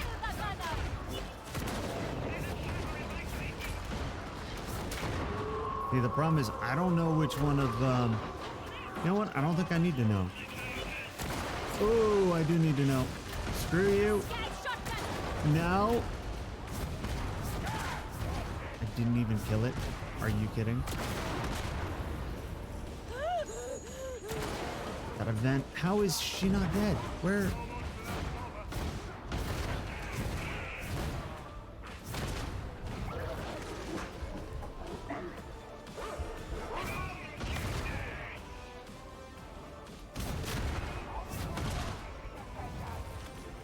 Okay. You know what? I overextended a little bit. That was my bad. But it's okay. Because at some point, I'll get to use chain lightning again. Like right now. Zap 'em. Zap.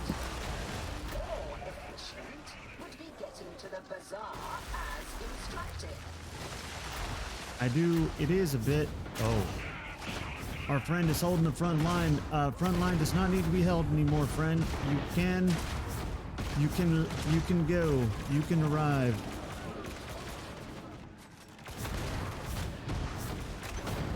Yeah. There we never go. really was any law down here, was there? Just bullies. You have to pick a side to survive down here. It's good place, just not for snifflers.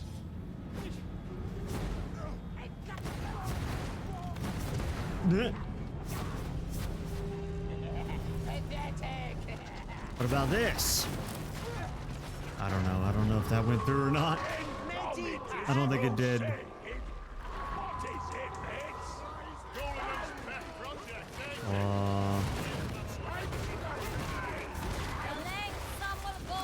Zap. Zap. Man, that gets out of control really fast.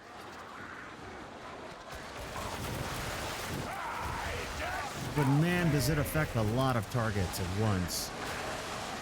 It chains with the best of them, you know? Hence chain lightning.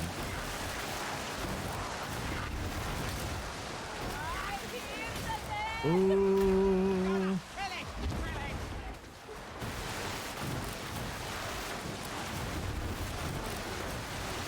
They have to limit me because I'm so OP, but I feel like they could just make it do less damage. Because it breaks up the gameplay too much to have to sit here and vent. So I feel like if you just made it do less damage, then I wouldn't have to sit here and vent every 3 attacks, which is really, really... It makes it not as... It makes it not as fun. It makes me not want to play it, despite the fact that it is fun. Simply because I hate having to sit here every 3 attacks and hold R. But it is very fun. It's more fun the more I get used to it. Are we not done yet? What? Are you not enjoying yourself? But I do have to stop every couple of attacks, which is not very good for this game, and it breaks up the pacing. Is that a Because this game's all about non-stop melee for the most part, and it breaks up the pacing a lot to have to sit there Will anyone remember us when we're dead? I don't think during a we'll, horde you in statue. vent multiple times. Oh, You know?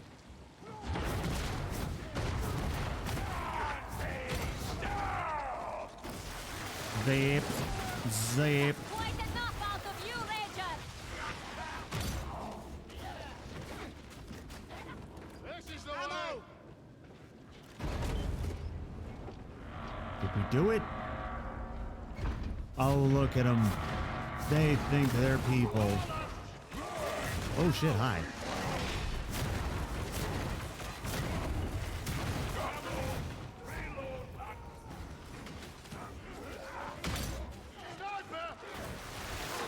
Zip. Zip. Zip. Zip. I need to vent. Zip. Basically, you always need to be holding R after you're done attacking.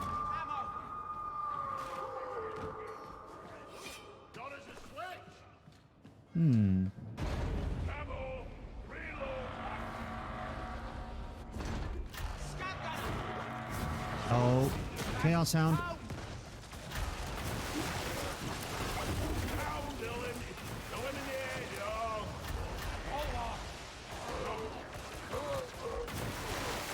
Zip.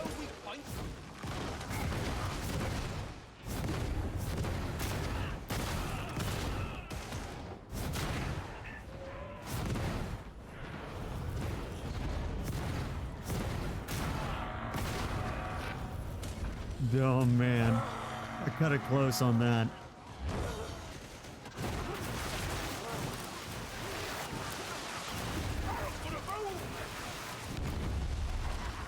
I do like it. It is pretty fun to just not even have to worry about. It goes through barriers too. You don't have to worry about like having line of sight of what you're hitting, So many voices, so many shadows. which is really cool and unique. Oh, look at, oh, I'm built for this. I'm built for this. I don't know why you would take the trauma one instead of this one. I really don't. Oh. Oh, that was not good. We don't like the seat.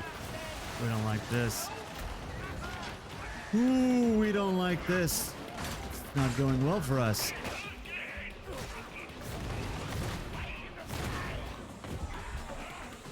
I have to get down there with them. I can't go down up here because they can't get back to me if I go down up there.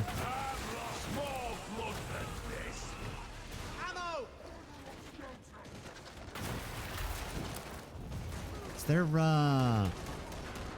there any health around here? Because I could use some help, you know. A little bit. Not a lot. Let's charge those defenses. Just some. Don't control me. Closing on Silo Cluster 1866A.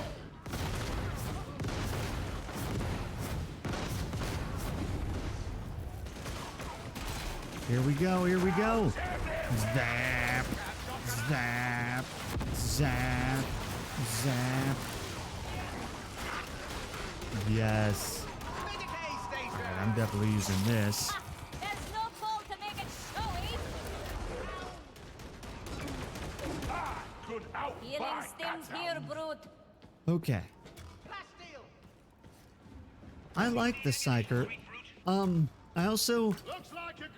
I do like that you don't have to worry about ammo as the Psyker, as long as you manage your energy.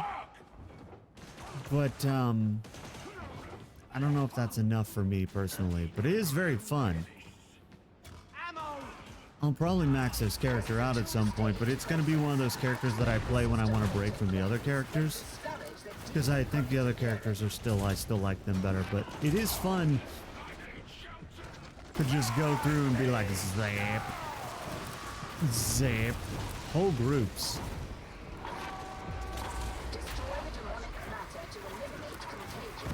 See, and I can zap them from far away too. So threats that are too far for anyone to reach, I can just zap. which is actually really, really cool and really, really useful from a gameplay perspective, but I just like to hit things and shoot things.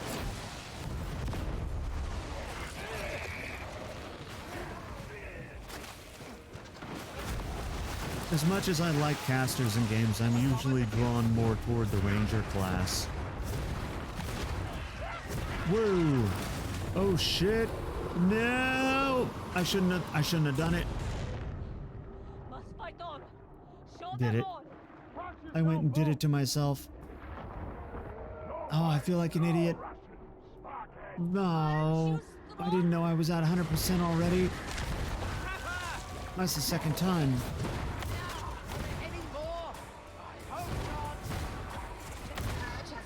Yeah, that whole forgetting you're about to be at 100%. And then you never know like how much you're about to do. So you don't know.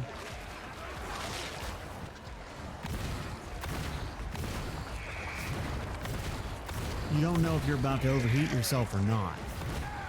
Because it's not consistent. It's not like it always does the same value.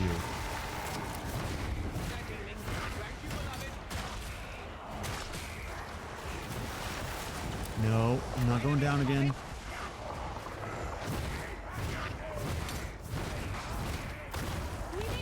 I'm not good for the eyeball. There we go. My powers are apparently not effective against it, which makes sense because it's demonic and my powers come from the warp, which is where the demons come from. So it makes sense that it would be resistant to my powers, but not good from a gameplay perspective because I needed it dead.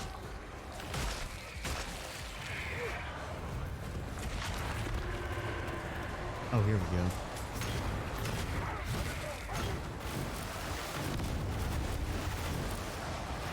Vent. Zap. Zap them all. Boom. Vent. I do like that it also recoils them, so if you're about to be hit, it does recoil you. I mean, the enemy. I think it generates more warp the more enemies it hits, and that's why it's inconsistent. So doing large groups makes it go up faster. Pretty sure that's what it is. But I've knocked myself down twice already in this game.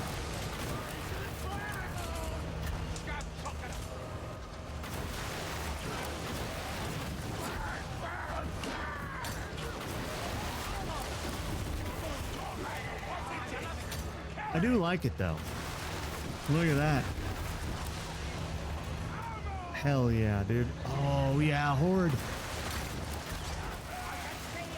See, hitting them, because there's so many, it counts for like 20 every time I hit them. Which is why large groups can overload me in about 3 attacks. If I do one more besides 3, so technically 4.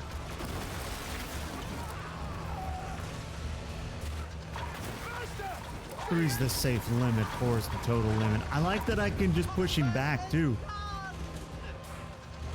I made him stumble backwards, which got him away from the team.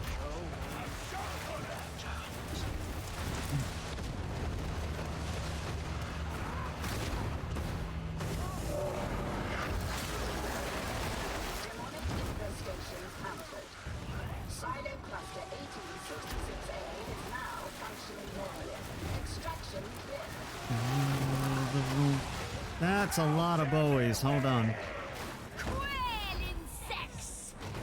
Did they quail?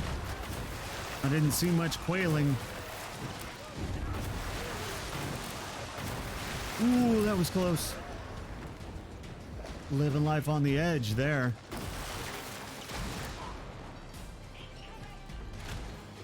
Yeah, you gotta get used to the management. Once you get used to it, it becomes a lot more fun. But learning it is a bit of a curve.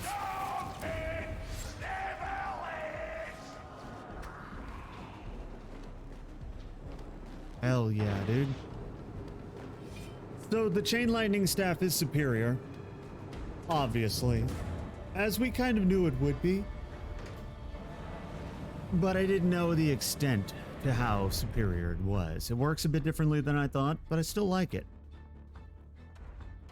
Still like it. See, it's more the same thing. What do you mean, weapon family unlocked?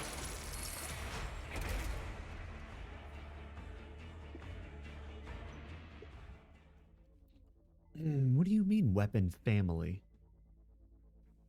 I don't know.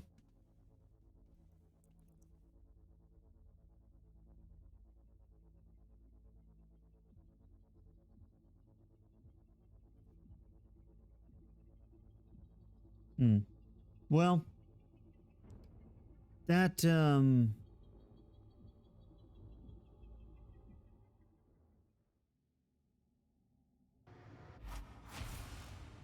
what do we get? Oh, shit. Get a new cosmetic? Oh, much nicer. Much nicer. Where do I get a nicer version of this? Oh yeah, that's better. That's what you like to see. Okay, we have any head stuff? Eventually you can get head stuff. But apparently not right now. Anyway, yeah, I mean that's gonna be it for us for today. We're right up on our 4-hour mark, and I am right up on hungry, so we are gonna call it there. I want to thank everybody who came by, everybody who hung out, everybody who showed up, chatted with me. I love you guys. Let's go find somebody to raid. And what day is today? Today is Monday, so we will do this again on Wednesday. You know, we're gonna do a game on Wednesday. I just don't know what game exactly, but we will do a different game because I've now done this 6 times in a row. And since I want to be a variety streamer, we have to do something else. Definitely gonna check out Scarlet Nexus. That may be what we do next. So thank you for that, Luna. And without any further ado, I think we are going to raid. We're gonna go raid Abdoggers because I like Abdoggers, and I haven't seen we haven't been able to raid Abby in a while. So let's go say hi to Abby. Here's the raid command if anyone wants it. And without any further ado, I will see you guys all on Wednesday for some kind of story-based game. Very, very possibly Scarlet Nexus, but we will see. But anywho, thank you guys, and I'll see you next time. Bye-bye.